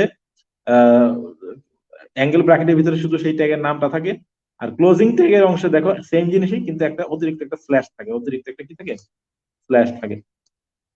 এমটি ট্যাগে তোমরা লক্ষ্য করো, এমটি ট্যাগের মধ্যে কি থাকে না, কোনো ক্লোজিং পার্ট থাকে না, শুধু একটা অংশই থাকে এবং কোনো ক্লোজিং অংশ থাকে না। ওপেনিং এবং ক্লোজিং ট্যাগের নাম একই, ঠিক আছে, ওপেনিং এবং ক্লোজিং ট্যাগের নাম একই। পার্থক্য হলো ক্লোজিং ট্যাগে একটি স্ল্যাশ থাকে, ঠিক আছে। আহ এই বিষয়টা হচ্ছে এখানে থাকবে। যাই হোক, তোমরা একটু লক্ষ্য করো তাহলে, কন্টেইনার যে ট্যাগটি রয়েছে, কন্টেইনার ট্যাগের মধ্যে আমাদের ওপেনিং এবং ক্লোজিং দুইটি অংশ থাকে, দুইটি অংশের নাম হচ্ছে সেম। পার্থক্য এতটুকু যে ক্লোজিং অংশে একটা স্ল্যাশ থাকে, ক্লোজিং অংশে কি থাকে, স্ল্যাশ থাকে। আর যে এমটি ট্যাগটি রয়েছে, সেই এমটি ট্যাগের মধ্যে কি থাকে না, ফাঁকা ট্যাগের মধ্যে কোনো ক্লোজিং অংশ থাকে না। দেখো এখানে শুধু এই যে ইমেজ, আইএমজি, ইমেজ যদি আমরা আমাদের ওয়েব পেজে দেখাতে চাই, তাহলে আমরা যে এই ট্যাগটি আমরা ব্যবহার করবো, আইএমজি। তো এই আইএমজি, এই ইমেজ ট্যাগের কোনো ক্লোজিং পার্ট নেই, এটার মধ্যে এটা দিয়ে সব কাজ করবো। আর এখানে একটা তোমরা ট্যাগ দেখতে হচ্ছে পি ট্যাগ। পি ট্যাগ মানে আমরা যদি কোনো ওয়েব পেজের মধ্যে আমরা যদি কোনো লেখা লিখতে চাই, টেক্সট লিখতে চাই, কোনো প্যারাগ্রাফ আকারে কিছু লিখতে চাই, তাহলে এটা হচ্ছে প্যারাগ্রাফ ট্যাগ বা পি ট্যাগ। এখানে দেখো ওপেনিং অংশ আছে, ক্লোজিং অংশ আছে, মাঝখানে আমরা আমাদের লেখাগুলি লিখবো, কি আমরা দেখাতে চাই ইউজারকে, সেই লেখাটা মাঝখানে লিখবো, আর দুই পাশে আমরা ট্যাগ দিয়ে দিব। পরের পেজটি তোমরা যদি দেখো তাহলে বুঝতে আরেকটু ক্লিয়ার হবে। HTML ট্যাগ হলো এক ধরনের লুকায়িত কিওয়ার্ড যা অ্যাঙ্গেল ব্র্যাকেট দ্বারা আবদ্ধ থাকে। একটি ওয়েব পেজের তথ্য বা বিষয়বস্তু ব্রাউজারে কিভাবে বিন্যাস এবং প্রদর্শন করবে তা সুনির্দিষ্ট করে। সম্পূর্ণ ট্যাগকে আমরা এলিমেন্টও বলবো, তোমরা একটু লক্ষ্য করো। একটি ট্যাগের সাধারণত দুইটি অংশ থাকে, একটিকে বলা হয় ওপেনিং ট্যাগ, অন্যটিকে ক্লোজিং ট্যাগ বলে, এবং ওপেনিং এবং ক্লোজিং ট্যাগের নাম একই, তবে পার্থক্য হলো ক্লোজিং ট্যাগে একটি স্ল্যাশ থাকে, ঠিক আছে। তোমরা বুঝতে পেরেছো, একই জিনিস আবার চলে আসছে। একটি ট্যাগের সাধারণত দুইটি অংশ থাকে, একটিকে বলা হয় ওপেনিং ট্যাগ এবং অন্যটিকে বলা হয় ক্লোজিং ট্যাগ। ওপেনিং এবং ক্লোজিং ট্যাগের নাম একই, কিন্তু পার্থক্য হচ্ছে ক্লোজিং ট্যাগে একটা স্ল্যাশ থাকে। তাহলে HTML ট্যাগের সিনট্যাক্স তোমরা এখানে লক্ষ্য করো, এই যে ট্যাগ নেম, মাঝখানে কন্টেন্ট থাকবে, তারপরে আবার স্ল্যাশ দিয়ে একটা ট্যাগ নেম থাকবে, যেমন পি, মাঝখানে কন্টেন্ট, আবার স্ল্যাশ পি, অ্যাঙ্গেল ব্র্যাকেটের ভিতরে এ, মাঝখানে কন্টেন্ট থাকবে, আবার অ্যাঙ্গেল ব্র্যাকেটের ভিতরে স্ল্যাশ এ, ইত্যাদি। আর এমটি ট্যাগ গুলিতে কি থাকে না, কোনো ক্লোজিং পার্ট থাকে না। দেখো বি আর এইচ আর এগুলি সব আলাদা, কোনো ক্লোজিং পার্ট নেই, প্রত্যেকটা আলাদা আলাদা, ঠিক আছে। এবং ট্যাগ গুলিও কি না, কেস সেন্সিটিভ হয় না, ট্যাগ গুলিও কেস সেন্সিটিভ হয় না। যদি কোনো ট্যাগ লেখার সময় অ্যাঙ্গেল ব্র্যাকেট না দেওয়া হয়, তবে ব্রাউজারটি ট্যাগের নামটিকে সাধারণ টেক্সট হিসেবে ধরে নেবে। তুমি যদি ট্যাগ লিখেছো, কিওয়ার্ডটা লিখেছো, কিন্তু অ্যাঙ্গেল ব্র্যাকেট দাওনি, তাহলে সেটা ট্যাগ হিসেবে গণ্য হবে না, সেটা নর্মাল টেক্সট হয়ে যাবে, ঠিক আছে। এখানে তোমরা একটু লক্ষ্য করো, HTML ট্যাগের গঠনটা তোমরা একটু লক্ষ্য করো। HTML ট্যাগের গঠন এখানে হচ্ছে, তুমি ট্যাগের নাম দিবা, ওপেনিং ট্যাগের মধ্যে ট্যাগের নাম, এবং ক্লোজিং ট্যাগের মধ্যে একই, ওই নামটাই হবে, কিন্তু সামনে একটা স্ল্যাশ থাকবে। মাঝখানে দিবে হচ্ছে তুমি কন্টেন্ট। যেমন আমি যদি দেখাতে চাই, আমার ওয়েব পেজে যদি আমি দেখাতে চাই দিস ইজ HTML ক্লাস, এই লেখাটি আমি প্রদর্শন করবো আমার ওয়েব পেজের মধ্যে, আমার ওয়েবসাইটের মধ্যে only this is HTML class, এই লেখাটুকু শুধু আমি প্রদর্শন করব। তাহলে আমি দিস ইজ HTML ক্লাস তো লিখবো ঠিকই, শুরুতে একটা ওপেনিং ট্যাগ দিয়ে দেবো পি, প্যারাগ্রাফ ট্যাগ, টেক্সট বোঝানোর জন্য, লেখার জন্য, লেখা বোঝানোর জন্য আমরা পি ট্যাগ ইউজ করি, আর তার সাথে একটা ক্লোজিং পার্টও দিয়ে দিব স্ল্যাশ দিয়ে, ঠিক আছে। এই যে দেখো, এখানে এই পিটা হচ্ছে ওপেনিং ট্যাগ, আর এখানে স্ল্যাশ পিটা হচ্ছে ক্লোজিং ট্যাগ। আর এই যে মাঝখানে এটা হচ্ছে আমাদের কন্টেন্ট, মাঝখানে এটা কি, এটা হচ্ছে আমাদের কন্টেন্ট। আমরা এই যে বিস্কিট রাখি কন্টেনারের ভিতরে, কন্টেনারটা আমরা বসাইলাম, কন্টেনারের ভিতরে বিস্কিট রাখলাম, তারপরে ঢাকনা দিয়ে দিলাম, ঠিক আছে। এই ওপেনিং ট্যাগ থেকে নিয়ে ক্লোজিং ট্যাগ পর্যন্ত মাঝখানে কন্টেন্ট সহ যা কিছু আছে, এই সম্পূর্ণটাকে আবার কি বলে, এলিমেন্ট বলে। এলিমেন্ট, HTML এলিমেন্ট হলো, HTML এলিমেন্ট বলতে ওপেনিং ট্যাগ থেকে শুরু করে এর মাঝখানের কন্টেন্ট সহ ক্লোজিং ট্যাগ পর্যন্ত অংশকে বোঝায়, অর্থাৎ একদম শুরু থেকে নিয়ে শেষ পর্যন্ত সব কিছুকে মিলে কি বলে, এলিমেন্ট বলে, ঠিক আছে, বোঝা গেছে। তোমরা কি এ পর্যন্ত বুঝতে পেরেছো? এ পর্যন্ত কি বুঝতে পেরেছো? যদি এ পর্যন্ত বুঝে থাকো তাহলে এখানে তোমরা একটি টেবিল দেখতে পাবে। এই টেবিলের মধ্যে আমি দেখিয়ে দিয়েছি যে আমরা কয়েকটি ট্যাগ আমি তোমাদেরকে দেখিয়েছি। আমরা যদি কোনো টেক্সটকে গাঢ় করতে চাই, বোল্ড করতে চাই, তাহলে হচ্ছে যে আমরা বি নামে একটি ট্যাগ নিব। বি এটা একটা কন্টেনার ট্যাগ, ওপেন হবে বি দিয়ে, আবার ক্লোজ হবে স্ল্যাশ বি দিয়ে। মাঝখানে যা লিখবা তাই দেখাবে বোল্ড আকারে, গাঢ় আকারে। আমরা যদি কোনো টেক্সটকে, কোনো লেখাকে ইটালিক ফর্মে দেখাতে চাই, তাহলে আমরা ইউজ করবো I tag, I open I close. মাঝখানে যা লিখবো সেটাই যে ইটালিক ফর্মে, দেখছো? দেখো এখানে ইটালিক আকারে আছে, এটা বোল্ড আকারে আছে। কোনো টেক্সটের মধ্যে আমরা যদি আন্ডারলাইন দেখাতে চাই, তাহলে ইউ ট্যাগ ইউজ করবো। ইউ, ইউ দিয়ে ওপেন করবো, আবার ইউ দিয়ে স্ল্যাশ ইউ দিয়ে শেষ করবো। মাঝখানে যাই লিখবো সেটা আন্ডারলাইন দেখাবে। কোনো টেক্সটকে আমরা যদি ডিলিটেড ফর্মে দেখাতে চাই, মানে মাঝখানে একটা দাগ কাটা, তাহলে হচ্ছে ওপেন করবা ডিএল দিয়ে, ক্লোজ করবা ডিএল দিয়ে, মাঝখানে যা লিখবে তাই হচ্ছে ডিলিটেড ফর্মে দেখাবে। আমরা কোনো লেখাকে যদি একটু বড় আকারে দেখাতে চাই, তাহলে আমরা ইউজ করবো বিগ নামক ট্যাগ। এগুলি সবই কন্টেইনার। দেখো ওপেনিং পার্টও আছে, ক্লোজিং পার্টও আছে, তাই এগুলিকে আমরা বলবো কি, কন্টেইনার ট্যাগ। ঠিক আছে? আচ্ছা, সুপারস্ক্রিপ্ট সাবস্ক্রিপ্ট তোমরা জানো। দেখো যেমন আমরা পানির রাসায়নিক সংকেত আমরা জানি, তোমরা সায়েন্সের H2O, এখানে টুটা কিন্তু নর্মাল ফর্মে নাই, টুটা হচ্ছে সাবস্ক্রিপ্ট ফর্মে আছে। এইচ নর্মাল ফর্মে আছে, ওটা নর্মাল ফর্মে আছে, টুটা একটু ছোট আকারে, তাই না? নিচের দিকে একটু ছোট আকারে লেখা সাবস্ক্রিপ্ট ফর্মে। এরকম যদি আমরা করতে চাই তাহলে কি করব দেখো, এইচটাকে আমরা নর্মালি লিখবো, এই টুটাকে আমরা একটা সাবস্ক্রিপ্ট ট্যাগ আছে আমাদের, sub tag, sub SUV sub, এই ওপেন করলাম, এই যে স্ল্যাশ সাব, ক্লোজ করলাম, মাঝখানে টু দিলাম, এই জন্য টুটা ছোট হয়ে যাবে। টুটা ছোট হয়ে যাবে, ঠিক আছে? ওটা নর্মালি দেখাবে। আর যদি সুপার স্ক্রিপ্ট আকার আমরা দেখতে যেমন এ স্কোয়ার প্লাস বি স্কোয়ার, এখানে স্কোয়ার গুলি কিন্তু সুপার স্ক্রিপ্ট ফর্মে আছে, নর্মাল ফর্মে না। একটু ছোট কিন্তু উপরের দিকে। তাহলে এটার জন্য আমাদের soup tag, SUP soup tag আমরা ইউজ করব। এটা নর্মাল থাকবে, টুটাকে আমরা সুপ ট্যাগের ভিতরে দিব। সুপ ওপেন করলাম, সুপ ট্যাগ ক্লোজ করলাম, মাঝখানে টু, হয়ে গেল এ স্কোয়ার। এরপরে প্লাস বিটাও নর্মাল দিয়েছি, এখানে প্লাস বিটা নর্মালি লিখেছি, কিন্তু এই টুটাকে আবার লিখেছি সুপার স্ক্রিপ্ট ট্যাগের ভিতরে। এইখানে সুপার স্ক্রিপ্ট ট্যাগ ওপেন করেছি, এখানে সুপার স্ক্রিপ্ট ট্যাগটা ক্লোজ করেছি, মাঝখানে টু দিয়েছি, তাই টুটা হচ্ছে উপরে চলে যাবে। এরপরে কোনো লেখাকে যদি আমরা লিঙ্ক হিসেবে প্রকাশ করতে চাই, লিঙ্ক আকারে দেখাতে চাই, তাহলে আমরা কি হাইপার লিঙ্ক বলে সেটাকে, অর্থাৎ ওই লেখাতে ক্লিক করলে অন্য একটা ওয়েব পেজে চলে যাবে। ওই লেখাতে ক্লিক করলে অন্য একটা ওয়েব পেজে চলে যাবে, তাহলে সেটাকে বলবো হাইপার লিঙ্ক। আর সেটার জন্য আমরা ইউজ করবো হচ্ছে এ নামক একটা অ্যাঙ্কর ট্যাগ বলে, অ্যাঙ্কর ট্যাগের সংক্ষিপ্ত হচ্ছে এ ট্যাগ। এ, এ ট্যাগ, এখানে এ ট্যাগ আমরা ওপেন করেছি, আর এ ট্যাগটাকে আমরা ক্লোজ করেছি। মাঝখানে লিখে দিয়েছি গুগল, এটা হচ্ছে আমাদের কন্টেন্ট গুগল। তার মানে কি, এই গুগল লেখাটা লিঙ্ক আকারে দেখাবে। দেখো এখানে লিঙ্ক আকারে দেখাচ্ছে, এখানে ক্লিক করলে গুগলে চলে যাবে, তাই না? তো এইখানে আরেকটা জিনিস তোমরা দেখতে পাচ্ছ অতিরিক্ত, যে এইচ রেফ ইকুয়াল টু, এই যে একটা ঠিকানা এইচটিটিপি, হ্যাঁ, ডব্লিউ, একটা ইউআরএল দেখতে পাচ্ছ। এটা কেন? এই যে আমি যে এই লেখাটাতে ক্লিক করব, ক্লিক করলে সে কোন লিঙ্কে আমাকে নিয়ে যাবে সেটা আমার দিতে হবে না? এটাকে আমি তো একটা লিঙ্ক হিসেবে তো ডিক্লেয়ার করলাম। অ্যাঙ্কর ট্যাগের মাধ্যমে আমি এটাকে বললাম যে এটা একটা লিঙ্ক, কিন্তু এই লিঙ্কে ক্লিক করলে আমাকে কোথায় নিয়ে যাবে সেটাও তো আমার বলে দিতে হবে। সেটা আমি এখানে বলে দিয়েছি, এই ব্যাপারে আমি নেক্সট ক্লাসে বিস্তারিত বলবো। এটা হচ্ছে অ্যাট্রিবিউট, এখানে এইচরেফ ইকুয়াল টু দিয়ে আমরা ওই লিঙ্কটা দিয়ে দেবো, তাহলে আমাকে এই লিঙ্কে নিয়ে যাবে, সে এই অ্যাড্রেস, এই ঠিকানাতে আমাকে সে নিয়ে যাবে। এই গুগল লেখাটাতে ক্লিক করলে এই ঠিকানায় নিয়ে যাবে। তাহলে আজকে আমি এ পর্যন্তই আলোচনা আমি শেষ করছি।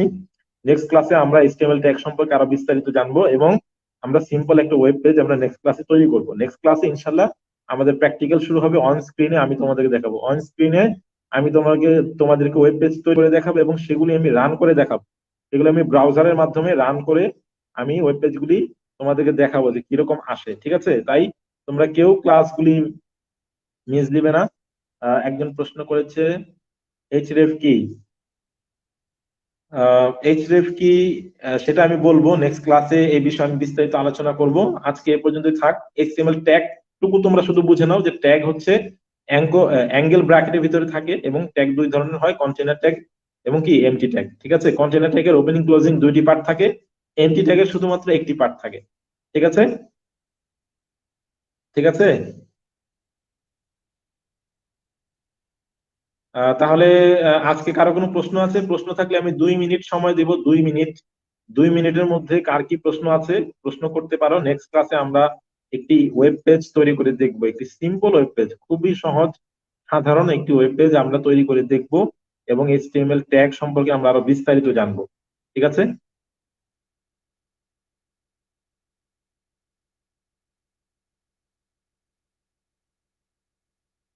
হ্যাঁ, পরের ক্লাস থেকে আমাদের প্র্যাকটিক্যাল শুরু হবে এবং তোমরা বেশি থেকে বেশি ক্লাসে উপস্থিত থাকার চেষ্টা করবে।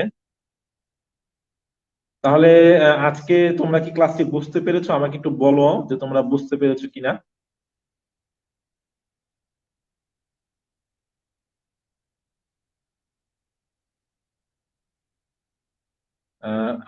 আজানের সময় হয়ে গিয়েছে, আমি ক্লাস শেষ করে দিব অল্প সময়ের মধ্যেই। আশা করি ক্লাসটি তোমাদের ভালো লেগেছে। এতক্ষণ আমি তোমাদের সাথে ছিলাম এইচটিএমএল ফ্রি কোর্সে তৃতীয় লেকচারে আমি তোমাদের সাথে ছিলাম। আমি মোহাম্মদ আশিকুর রহমান, প্রভাষক, আইসিটি বিভাগ, নয়াবাজার কলেজ, ঢাকা। এমএসএফ এর পক্ষ থেকে এইচটিএমএল ফ্রি কোর্সে আমি তোমাদের সাথে আছি। ইতিমধ্যে 3টি ক্লাস হয়ে গিয়েছে। ইনশাল্লাহ সামনে আরো 5টি ক্লাস হবে, মোট 8টি ক্লাস, এবং এরপরে 2টি পরীক্ষা থাকবে তোমাদের এই কোর্সে। এবং যারা রেগুলার ক্লাসে অ্যাটেন্ড করবে, রেগুলার হ্যান্ড নোট সাবমিট করবে এবং পরীক্ষায় ভালো ফলাফল করবে, তাদের জন্য থাকছে এমএসএফ এর পক্ষ থেকে আকর্ষণীয় পুরস্কার এবং আমার নিজের হাতে লেখা আইসিটি পুরো বইয়ের সাজেশন এবং প্রশ্ন ব্যাংক, এবং সেই সাথে থাকছে আমার সাথে কনফারেন্স ক্লাস করার সুযোগ। আমি আশা করবো তোমরা প্রত্যেকেই ক্লাসগুলি মনোযোগ সহকারে করবে, উপভোগ করবে এবং বন্ধুদের সাথে শেয়ার করবে। ধন্যবাদ, আজকে এই পর্যন্তই। আসসালামু আলাইকুম রহমতুল্লাহ।